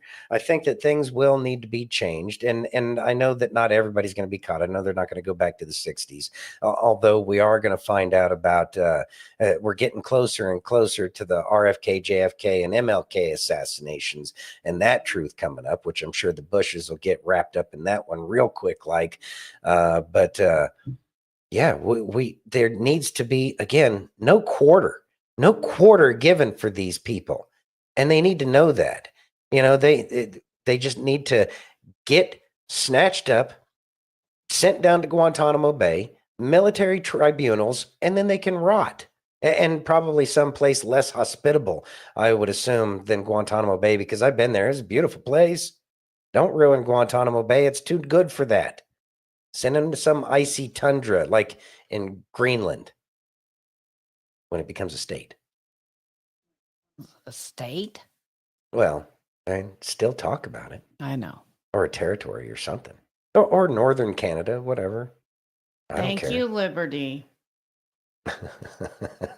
It really does help us, guys. Yeah, the thumbs up really do help us out. Yeah, if y'all are watching, please go ahead and hit that thumbs up. We really do appreciate it, and it helps us out. Yep. You ready? Yeah. Can you read that, please? All right. These epic Office Space interviews with the Bobs what the DOGE team is experiencing? Let's listen. Yes, it is. Looks better. Looks like a Peter Gibbons. Oh, there you are.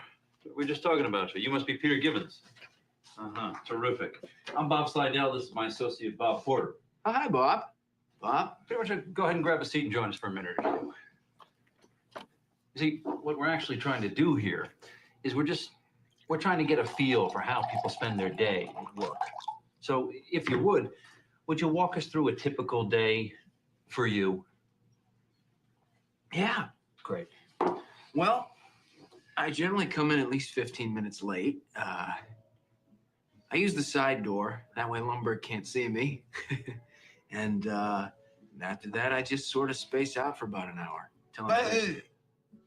Space out? Yeah, I just stare at my desk. But it looks like I'm working. I do that for probably another hour after lunch, too. I'd say in a given week, I probably only do about 15 minutes of real, actual work. Peter, would you be a good sport and indulge us and just tell us a little more? Oh, yeah. Let me tell you something about TPS reports. The thing is, Bob, it's not that I'm lazy. It's that I just don't care.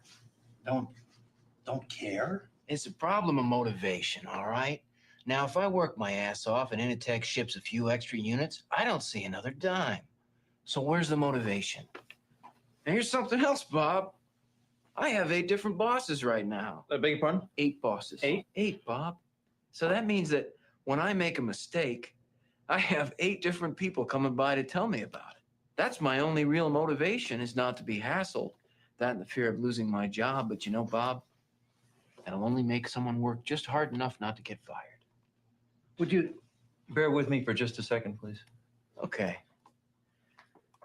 What if, and believe me, this is so hypothetical, but what if you were offered some kind of a stock option equity sharing program? Would that do anything for you? I don't know, I guess. Listen, I'm gonna go. It's been really nice talking to both of you guys. Absolutely. The pleasure's all on this side of the table, trust me. Good luck with your layoffs, all right? I hope your firings go really well. Excellent. Great. What would you say you do here? Well, look, I already told you. I deal with the goddamn customers so the engineers don't have to. I have people skills.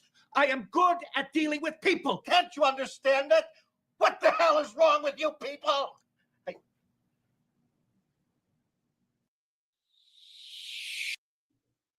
Thoughts? It was a great movie because it's the way everything really seems to work, because nobody really cares. The employers are paying you just enough to keep from quitting, and most people are doing just enough to keep from getting fired. That's kind of the situation we're all in. And I know that once you get into one of those deep state government-y kind of jobs, that's probably the option you're given. Either you can be Arkansided or you can play along, and that might be the way it works sometimes. Other ones, I'm sure, are much more willing to dive right into the deep end of the pool and just take that free government money. And yeah, that's it's got to change, and it's been a long time coming. So sick and tired of the bureaucracy, because the bureaucracy is designed specifically to make sure that nothing gets done except for the right people get paid off. Looking forward to the end of that. Right. You ready? Yeah. Can you read that, please?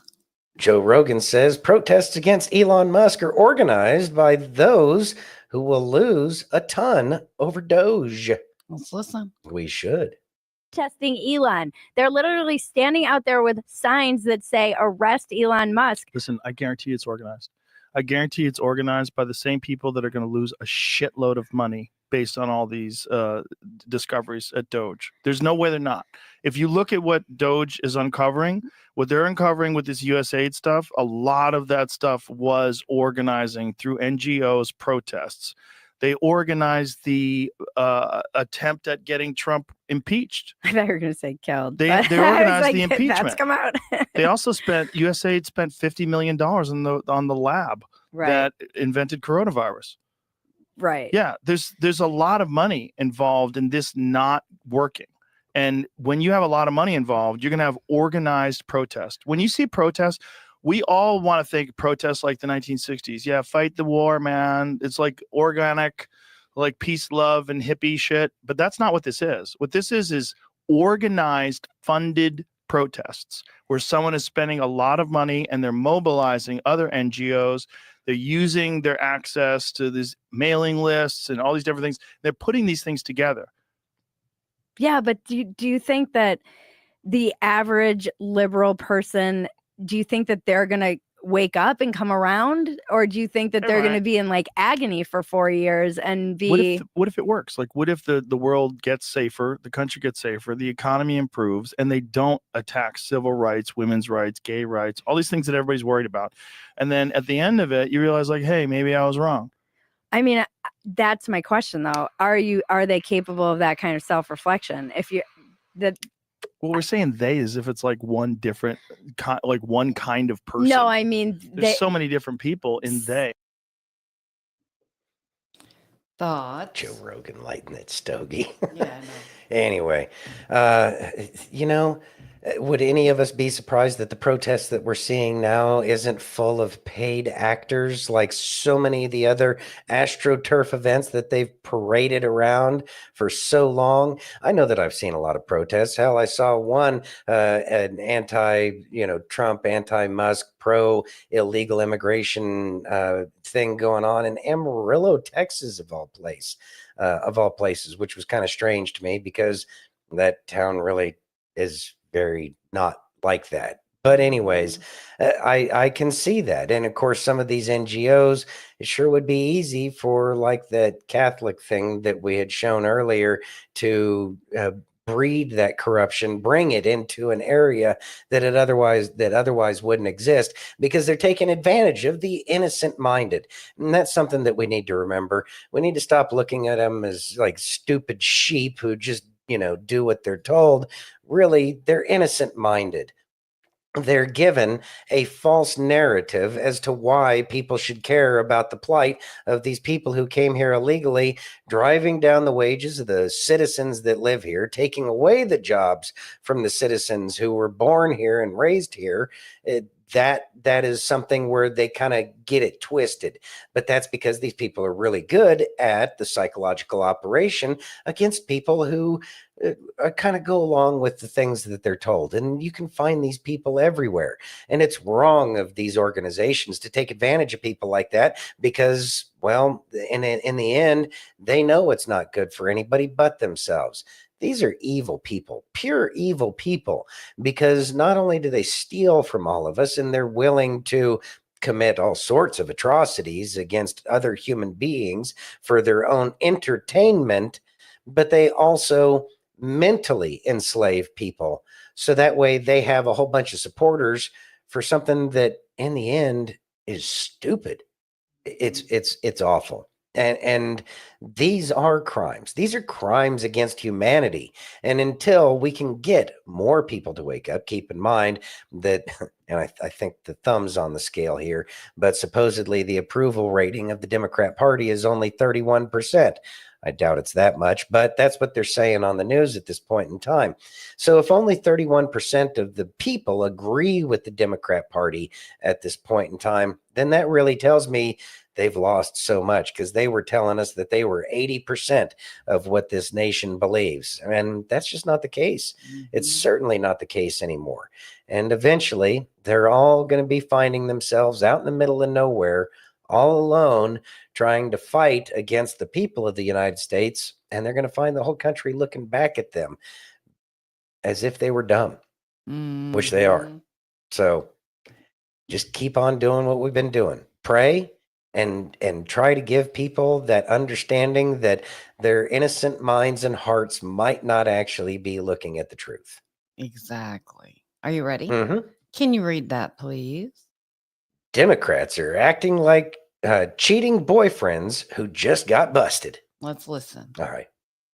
Democrats are acting like cheating boyfriends right now. I'm sorry, but somebody's got to say it.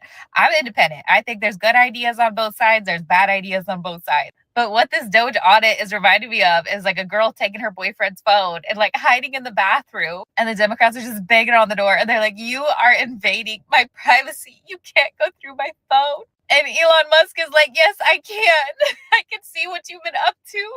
And then every time Musk comes out of the bathroom, he's like, look, see what you did? They just turn it around and they're like, you invaded my privacy. This was your fault. You broke my trust.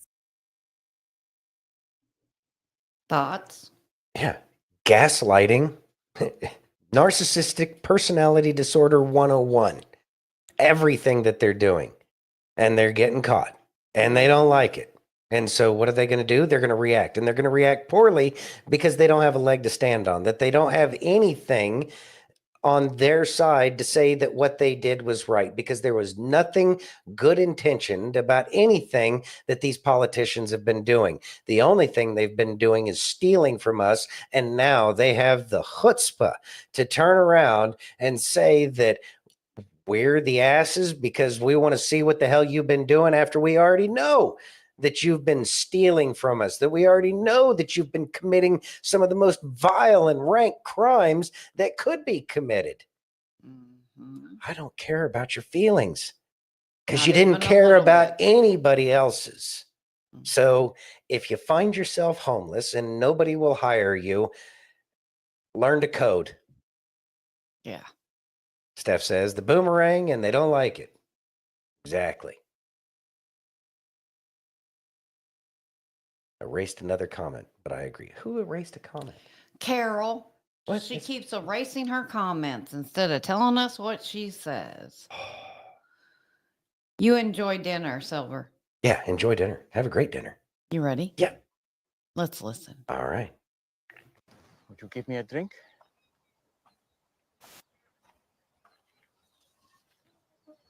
Did you hear me? That's bad, huh? What? You, a Jew, ask for a drink from me, a Samaritan, and a woman. I'm sorry. I should have said please. You know, it's not safe for you to be alone out here. Nor you. Why haven't you come with others? Why so late in the day? Don't women come to the wells in the cool of the morning? Yeah, well, none of them will be seen with me, so I have to come out now in the heat, as you have so kindly reminded me. Why won't they be seen with you? Long story. I'd still like a drink of water if you can spare it. Amazing what a parched throat will do. Aren't I unclean to you?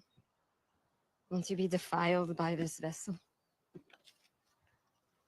Maybe some of my people say that about your women, but I don't. Yeah? And what do you say? I say if you knew who I am, you'd be asking me for a drink. Really? And I would give you living water. Would. Except that you have nothing to draw water with, and this is a deep well. Besides, what do you need from me if you have your own supply of living water? Long story. But Jewish water is better than Samaritan water. That's not what I Are said. you a better man than our ancestor Jacob, who dug this well? Your water is better than his? I know Jacob. And everyone who drinks this water will thirst again. But whoever drinks the water that I give him will never be thirsty again. Wouldn't that be nice? The water I give will become in a person a spring of water welling up to eternal life. Really? Yes, really. Prove it. First, go and call your husband and come back. I will show you both. I don't have a husband. You are right. You've had 5 husbands. And the man you're living with now is not your husband. Oh, I see. You're a prophet. You're here to preach at me. No. Usually the one good thing about coming here alone is I can escape being condemned. I'm not here to condemn you. I've made mistakes. Too many. But it's men like you who have made it impossible for me to do anything about it. How? Our ancestors worshipped on this mountain. But you Jews insist Jerusalem is the only place for true worship. They say that because the temple is there. Exactly where we're not allowed. I'm here to break those barriers. And the time is coming when neither on this mountain nor in Jerusalem will you worship the Father. So, where am I supposed to go when I need God? I've never received anything from God, but I couldn't thank him even if I did. Anywhere. God is spirit. And the time is coming and is now here that it won't matter where you worship, but only that you do it in spirit and truth. Heart and mind, that is the kind of worshiper he's looking for. It won't matter where you're from or what you've done.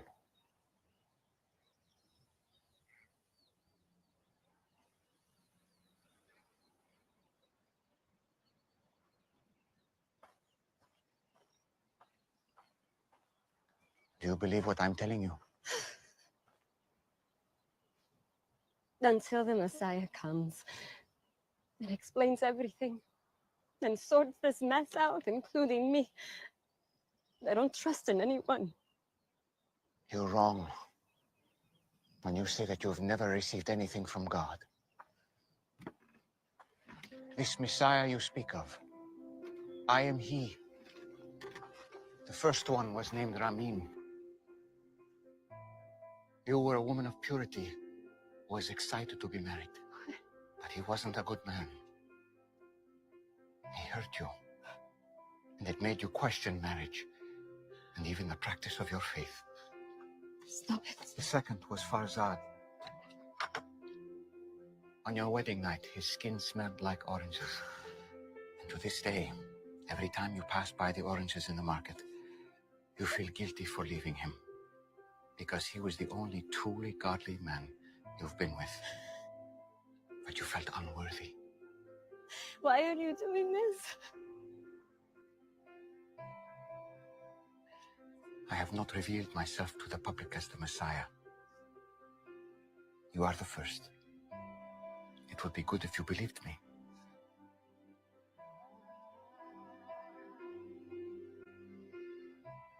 You picked the wrong person. I came to Samaria just to meet you. Do you think it's an accident that I'm here in the middle of the day? I am rejected by others. I know. But not by the Messiah.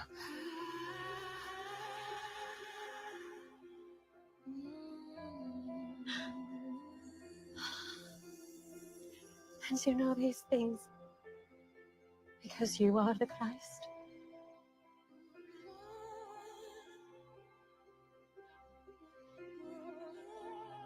I'm going to tell everyone. I was counting on it. Spirit and truth. Spirit and truth. It won't be all about mountains or temples. Soon, just the heart. You promise. I promise. This man told me everything I've done. Oh, he must be the Christ.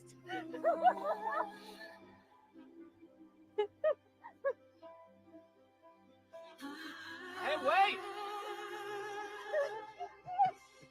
Your water! You forgot your, Fancy, you man! You told me everything I ever did!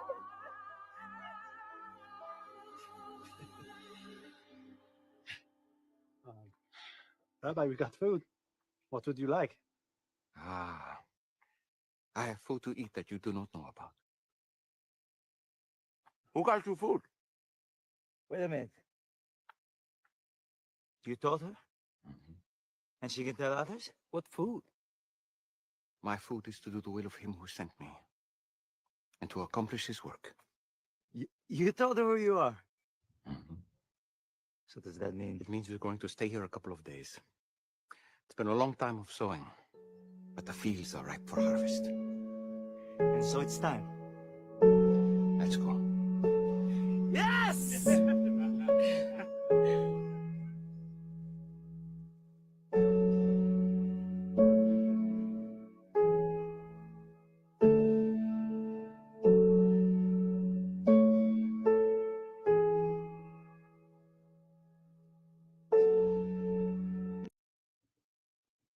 Thoughts. All right. Not so many onions over there, huh?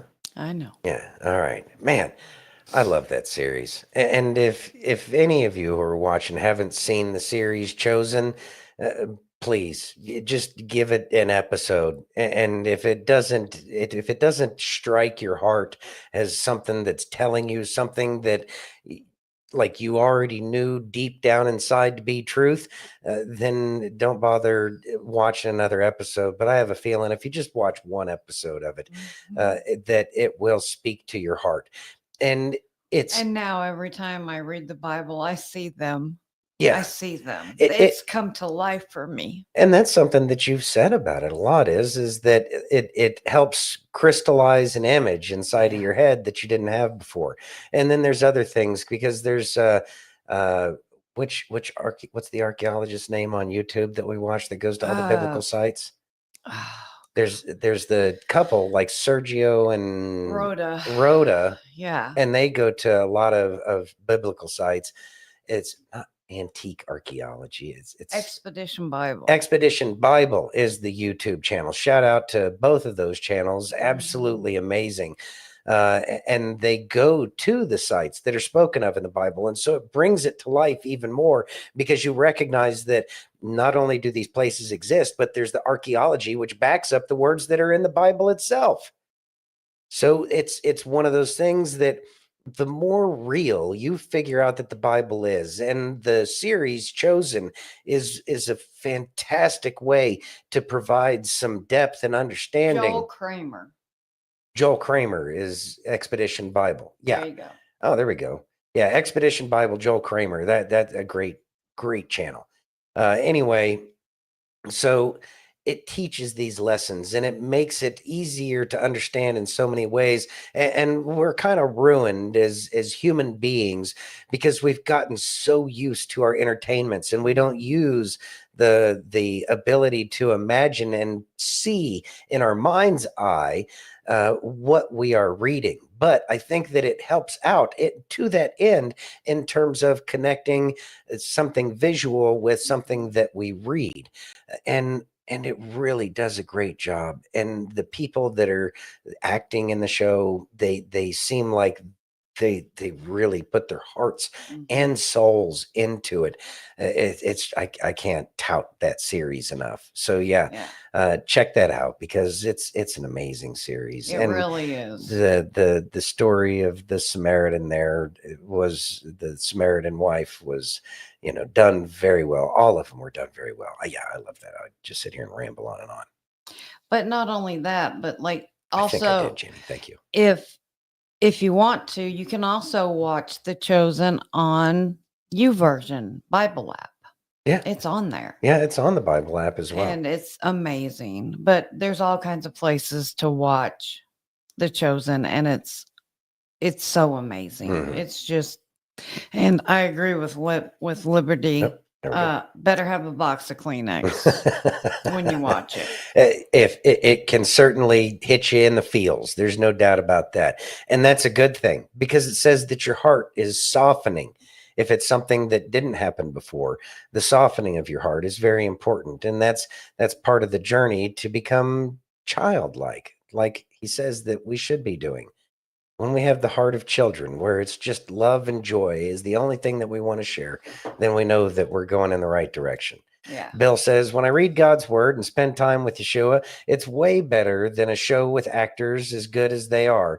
My Lord is the living, risen Messiah and my Savior. Amen. Me too, man. But I think, again, we've gotten real used to our entertainment. And if the more connections we can make, I think it makes us better overall. And we should be able to see these things in our mind's eye as we read the Bible. But sometimes that little jump start doesn't hurt anything at all. There you go. Ready? Yes. All right. Can you read that, please? Yes. President Trump hits nasty woman Pocahontas over CFPB. Okay. CFPB. Let's listen. Mm-hmm. Regarding the Consumer Financial Protection Bureau, Democrats, including Elizabeth Warren, have said that by freezing it, it's giving big banks and giant corporations the green light to scam families. Pocahontas is the faker. That was set up to destroy people. She used that as her little personal agency to go around and destroy people. and she's a fake. Just like she said she was an Indian, and she wasn't an Indian. You have more Indian blood in you than she has. She went to college based on the fact that she was an Indian. She got jobs based on the fact that she was an Indian. She's a fake. That was set up to destroy some very good people, and it worked. I mean, it worked. A lot of great people. I'll tell you, before I ever heard the term, people would come up to me in the Midwest and areas that say, "Sir, I'm being destroyed by them." They use that to destroy people. She's a nasty woman. She's a really nasty woman, despite her phony beer commercial.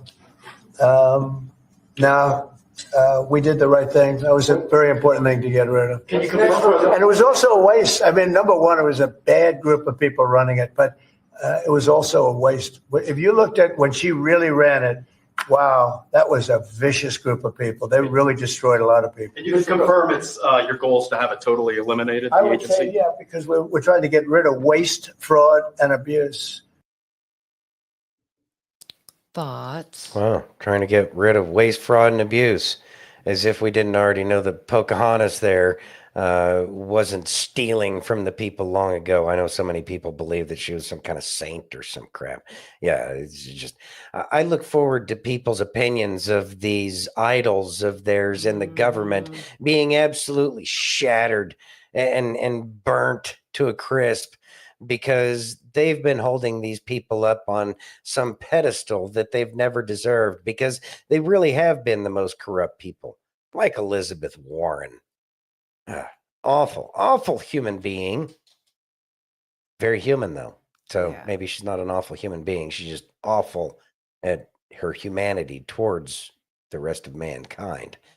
And so she's going to be upset, and she's going to whine and cry, and surprise, she's going to use, what is it? The Consumer Financial Protection Bureau? Yes. Yeah. They always have fancy names, like Obamacare was ever about caring about anything other than Obama. It was certainly Obamacare. Caring about Barry. Big Mike. Oh, no, not Pocahontas. Surely she's not fake. Yeah, I know. Surprise. Spoiler alert. Oh, man, too funny. You ready? Yes, ma'am. Can you read that? President Trump drops ultimatum for Hamas. Let's listen. We should. Well, I would say this, and I'm going to let that because that's Israel's decision. But as far as I'm concerned, if all of the hostages aren't returned by Saturday at 12 o'clock, I think it's an appropriate time. I would say cancel it and all bets are off, and let hell break out. I'd say they ought to be returned by 12 o'clock on Saturday. And if they're not returned, all of them, not in drips and drabs, not 2 and 1 and 3 and 4 and 2. Saturday at 12 o'clock. And after that, I would say all hell is going to break out. Thoughts? I hope they don't think he's messing around. I don't either. Well, no, I hope they don't think that he is. I don't think they do. This is not Biden. No, it's not Biden. It's not Obama. It's not Bush 1. It's not Bush 2. It's like Reagan times 10. Yeah. Yeah. I think they understand that. But at the same time, there was a lack of war when he was president the first time. Maybe they don't think that he's got the chops to do it. I don't know. But I also know that the way he's going to do it is to unleash the military instead of sending in the military with all of these rules of engagement that are designed to put our service members in the gravest of dangers. As you know, shooting your general direction isn't enough. They actually have to be shooting at you before you can return fire kind of crap. That's not how he's going to play, and things are going to not be pretty. It's only going to take a couple of good solid airstrikes and CAG going out there cleaning a couple of houses out before some people that are left decide to realize, okay, we're sending all of them back. I pray it doesn't come to that. I pray that, I pray the they people get sent realize back. what Randoon said. Yeah, exactly, Randoon. Well, Trump keeps his promises. Mm-hmm. I think they better listen. Please don't And- FO because you've yeah. been FAing. Yeah, exactly. Bill says Saturday at noon, y'all got that? Noon, not 2:30 p.m., not next Tuesday, but Saturday at noon. Mm-hmm. Yep. And that's And- how he works it too. And our vice president doesn't play around either. Well, and I want to point out, I just want to further what Okay. Bill was saying. It's okay. Yes, let's say that they decide to wheels up at 12:01 on Saturday. I think he's still going to go ahead and send some target practice downrange, just because they decided to play the game. I do have a feeling that they might decide to go ahead and play some games, see where they can push. Give them an inch, they'll take a mile. So he's giving them an inch. He's giving them the opportunity to take that mile. If they choose to take that, that's on them.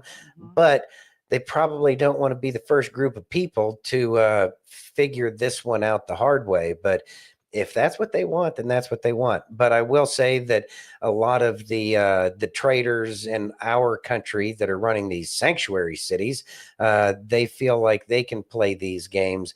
They just don't realize how much they're digging themselves in deeper. And it's not going to be pretty for them either. But I will say that these sanctuary city tyrants that are out there, they're only encouraging the enemies of the United States to do these kinds of things.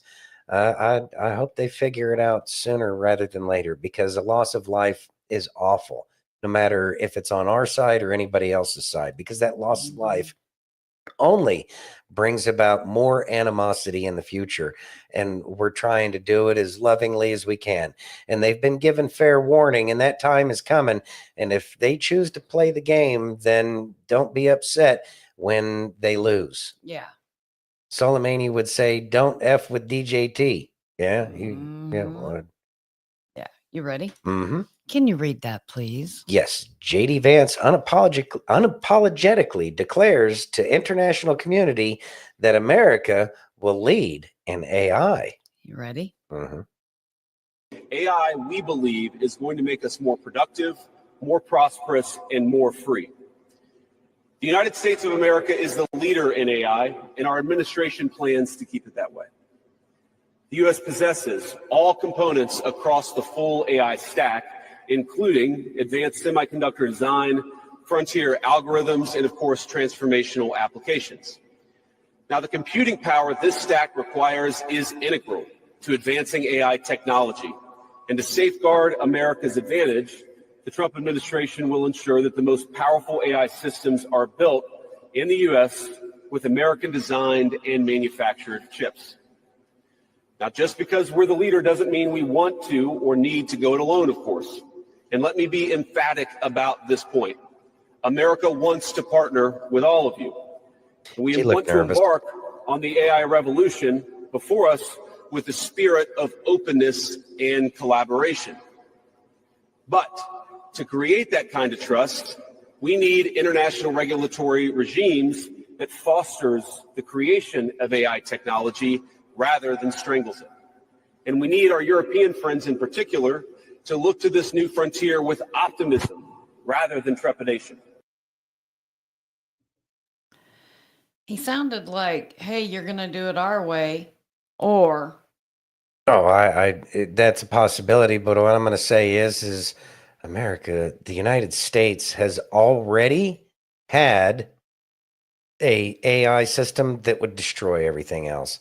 You can't tell me that Twitter, Jack was able to create an AI system that was better. You can't tell me that open AI is better than anything the government has at this point in time. No. See, here's the thing. And this is the thing that they probably don't understand is the way our federal government would do a super duper secret project like this. And I know a lot of people don't have trust with like DARPA and stuff like that, but believe it or not, there's great people in there, Q type people who are running the show, and they're going to be the ones making sure that it's going to be as done as properly as it can be done. Whereas people like OpenAI, freed Bankman-Fried, I think, or whatever his name is, whoever's running that one, that their code is going to be corrupted because they're going to try to influence what the machines say, like the Google's AI. You know, you try to put in something that speaks the truth, and it's going to tell you you're wrong. Whereas the government already knows that they want the real deal answers, and they understand that it needs to be weaponized, and it needs to be weaponized to counteract the other AI systems that are out there. I'm most confident that our AI system is unmatched around the globe, that we've been working on these kinds of things long before any other human being ever found out about it. Everything. Thank you, Steph. I'm going to kind of touch on this and then go right into what you're saying.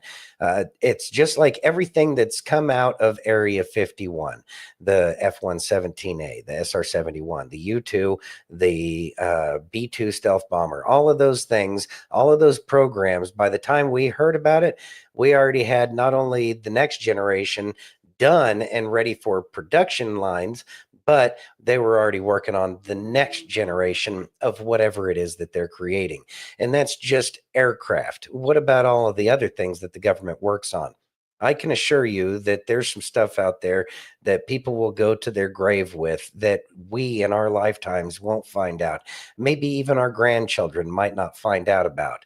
But I will say that those things are probably tucked away in dark, dark corners to keep people like Barry Soetoro out of it. And presidents have been kept in the dark about a lot of things in the past, but that's because all of these presidents haven't really cared about the people or this nation.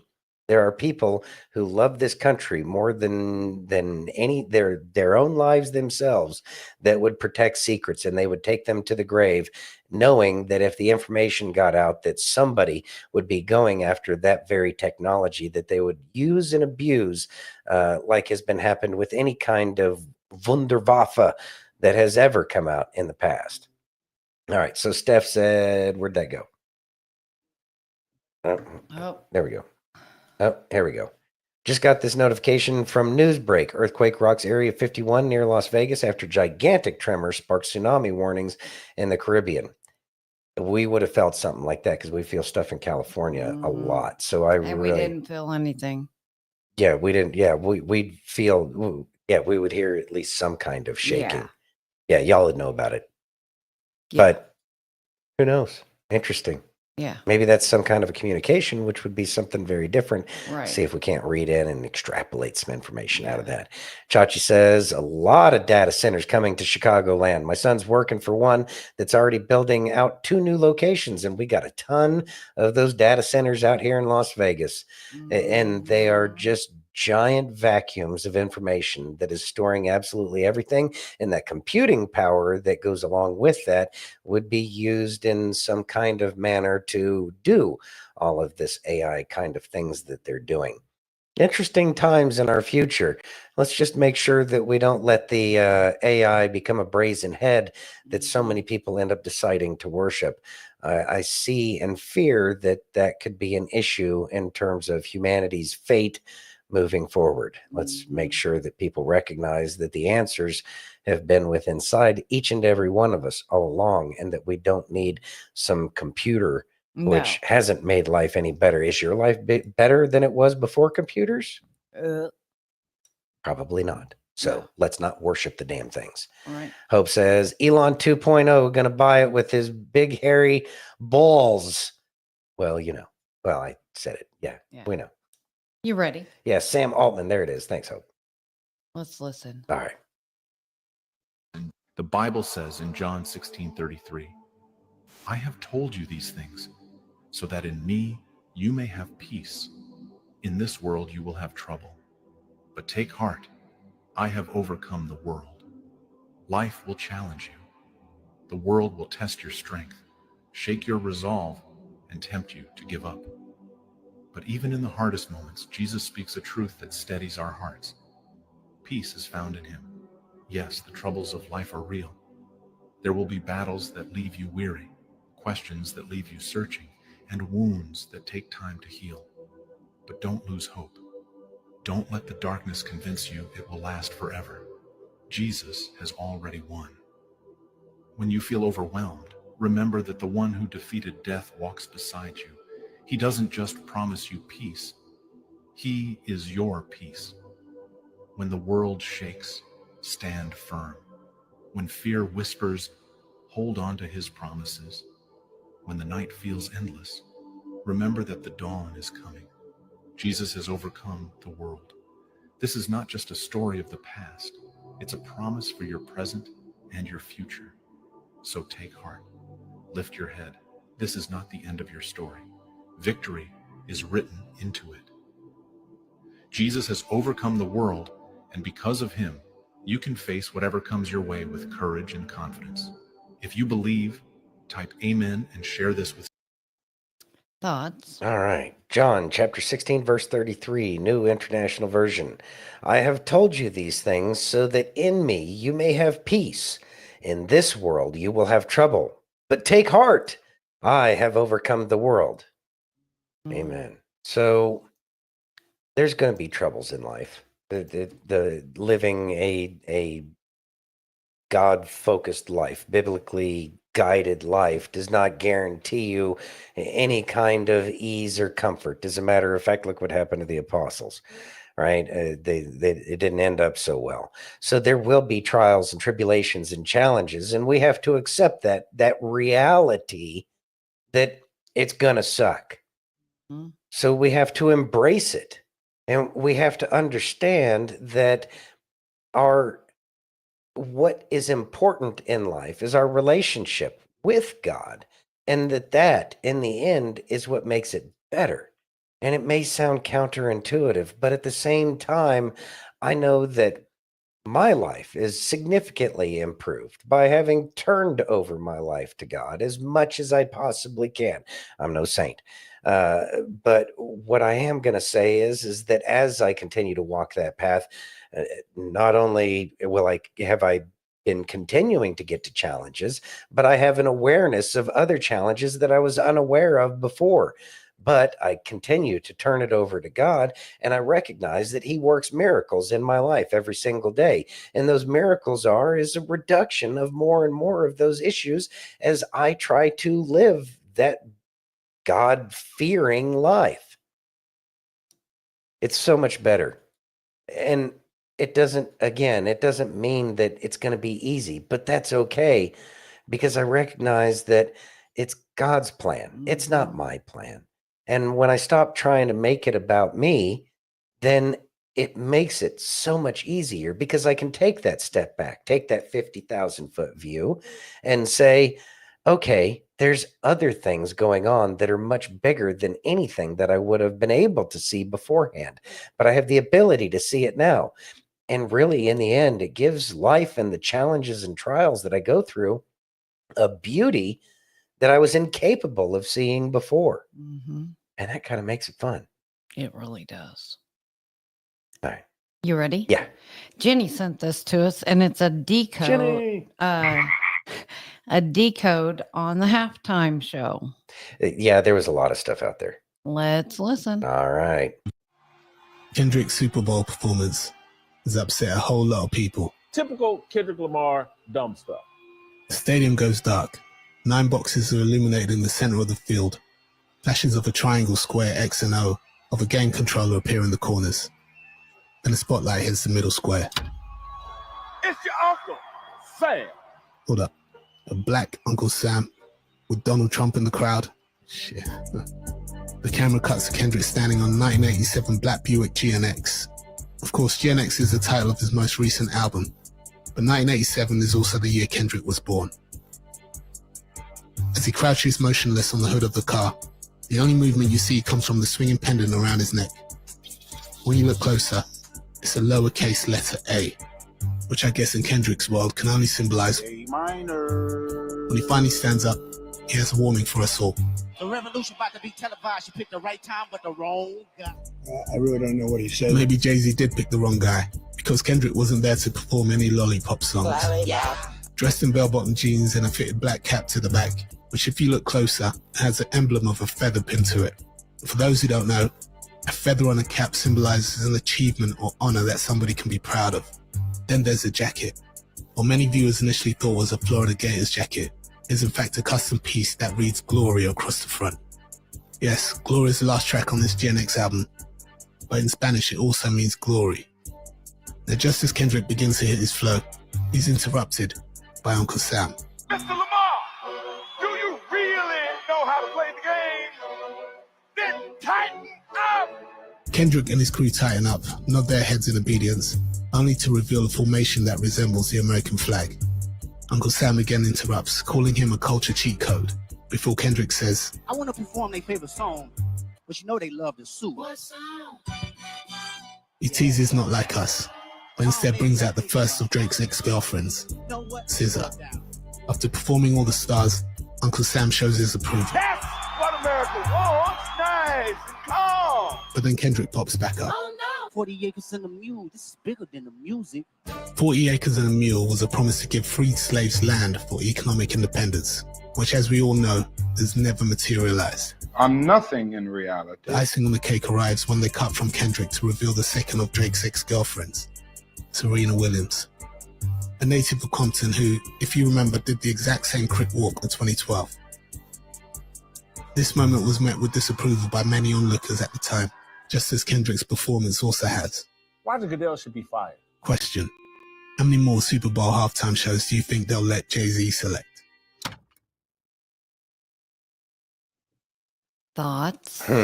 Well, I knew that there were going to be some kind of comms in there, and I know that don't know. I have a feeling that Jay-Z and Beyonce have been taken out a long time ago, and that they're just characters being played. Thank you, Liberty. Thank you, Liberty. And I appreciate Juju, it. And thank you Juju. for showing up. Yeah, welcome. Welcome. Glad to have you here. Yes. Anyway, so Jay-Z, Beyonce, I think that they're about as real as Biden was at this point in time. I have no evidence. I have no proof. It's just kind of a gut feeling at this point, because there's a lot of the truth getting put out that these people wouldn't have wanted out, and doesn't necessarily always paint them in a good light.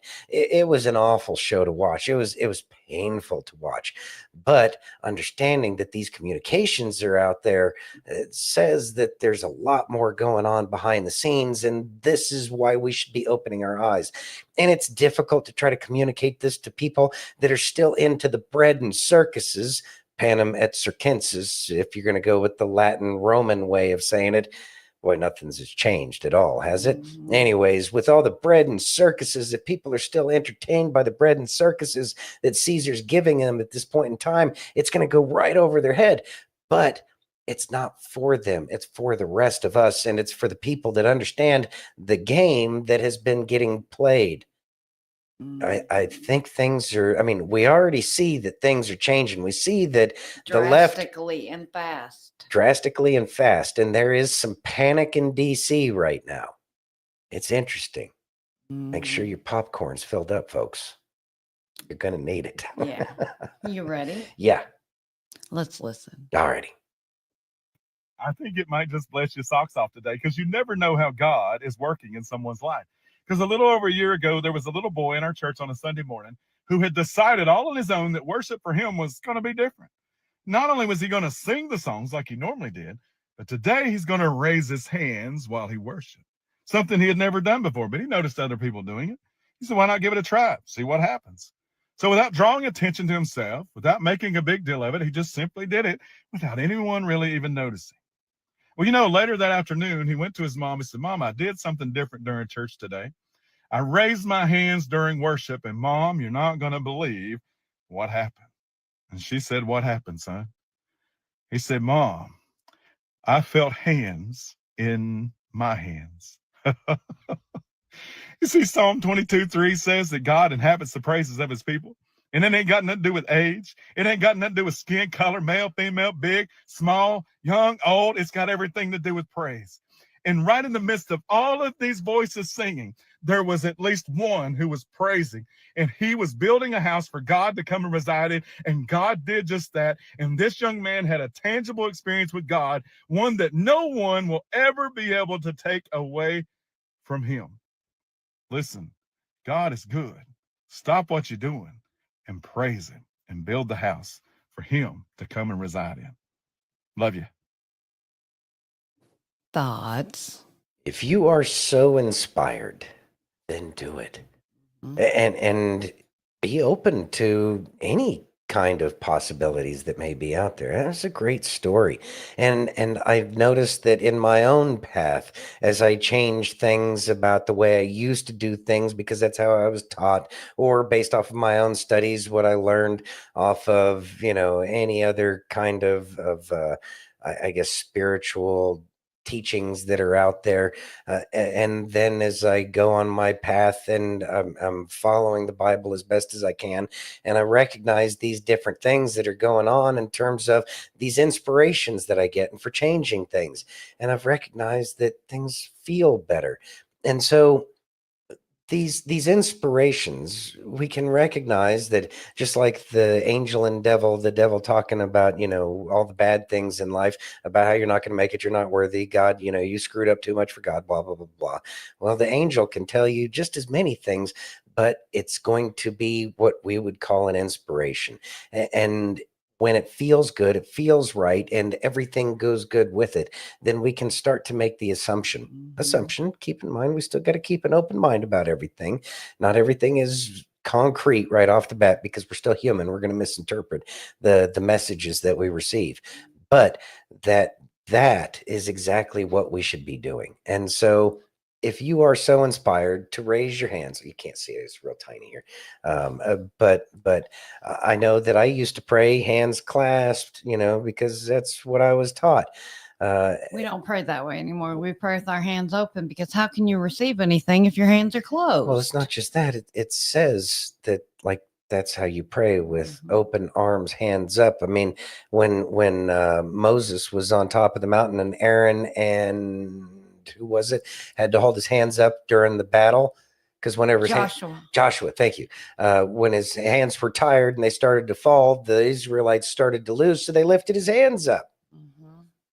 It's like it's in there. It's just whether or not we're open to what it's saying. Are we ready to receive that message yet? It's another reason we should keep reading the book over and over again, because you'd be amazed at all the little things that we end up missing. Amen. Yeah, thanks. You ready? Yeah. Let's listen. All right, we should. Don't explain your philosophy. Embody it.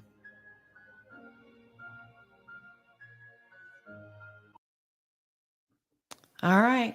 Explain that one. It really doesn't need much explanation. It was kind of self-explanatory. We can explain everything that we believe and why we think that this is the right way to do this or that or the other thing. But in the end, it's the example that's set by the actions that we take that have the most impact on the people around us. So when we are actually walking the path, as opposed to talking about, hey, there's a path right there, you should take that. When we choose to walk down that path, when we follow our inspiration and our understanding as to our connection with our Creator, it is much more inspiring to people than talking about it. So make sure that as you go through life, you don't have to toot your own horn, which is one of the things society tells us. We don't have to toot our horns. We don't have to tell everybody. I mean, we want to tell people, but people should want to ask. And they'll want to ask when they see that in the middle of the storm that's going on, and you are staying calm in the storm, people are going to want to gravitate towards that. And so that centeredness that you have because of your relationship with God, it will then make people want to say, I want that in my life, because my life is nothing like that. Mm-hmm. And so it's that walk. And then we can explain to people when they ask questions. But if we browbeat people and tell them how they should be living, then it becomes a problem. So make sure that you are living the walk as opposed to just talking the talk. Yes. I always say actions, not words. Because you can say, oh, I love Jesus, or, oh, I believe in this. But it is your actions that really show who you truly are. Beautifully said. All right. Well, I guess we're about to call this one a night, huh? Yeah, we're a little over. Yeah, but we're a that's little okay. over, but that's okay. Anyways, well, we truly enjoy all of y'all, and we appreciate everything that you have to share with us in the comments. Always. It makes it so much fun for us. Anyways, we really do appreciate each and every one of you, and we will be happy to see y'all tomorrow, 7 p.m. Eastern and 4 p.m. Pacific on Facebook, YouTube, Twitch, X, Rumble, and pill.net. And if you haven't already, please take a minute and give us that virtual hug. If you're over on Rumble or YouTube, hit that thumbs up. If you're over on pill.net, take that red pill. If you're over on X, smash that heart. And if you're on Facebook, you're our family. We know you like to push buttons. Actually, and it's there's all the channels, but yeah. there's 7 on Facebook though that you can they get go so many clickety options. click away. Clickety click, everybody.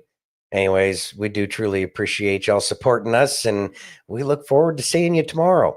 So, with that being said, we love you all. Have a great night. Be safe, and God bless each and every one of you.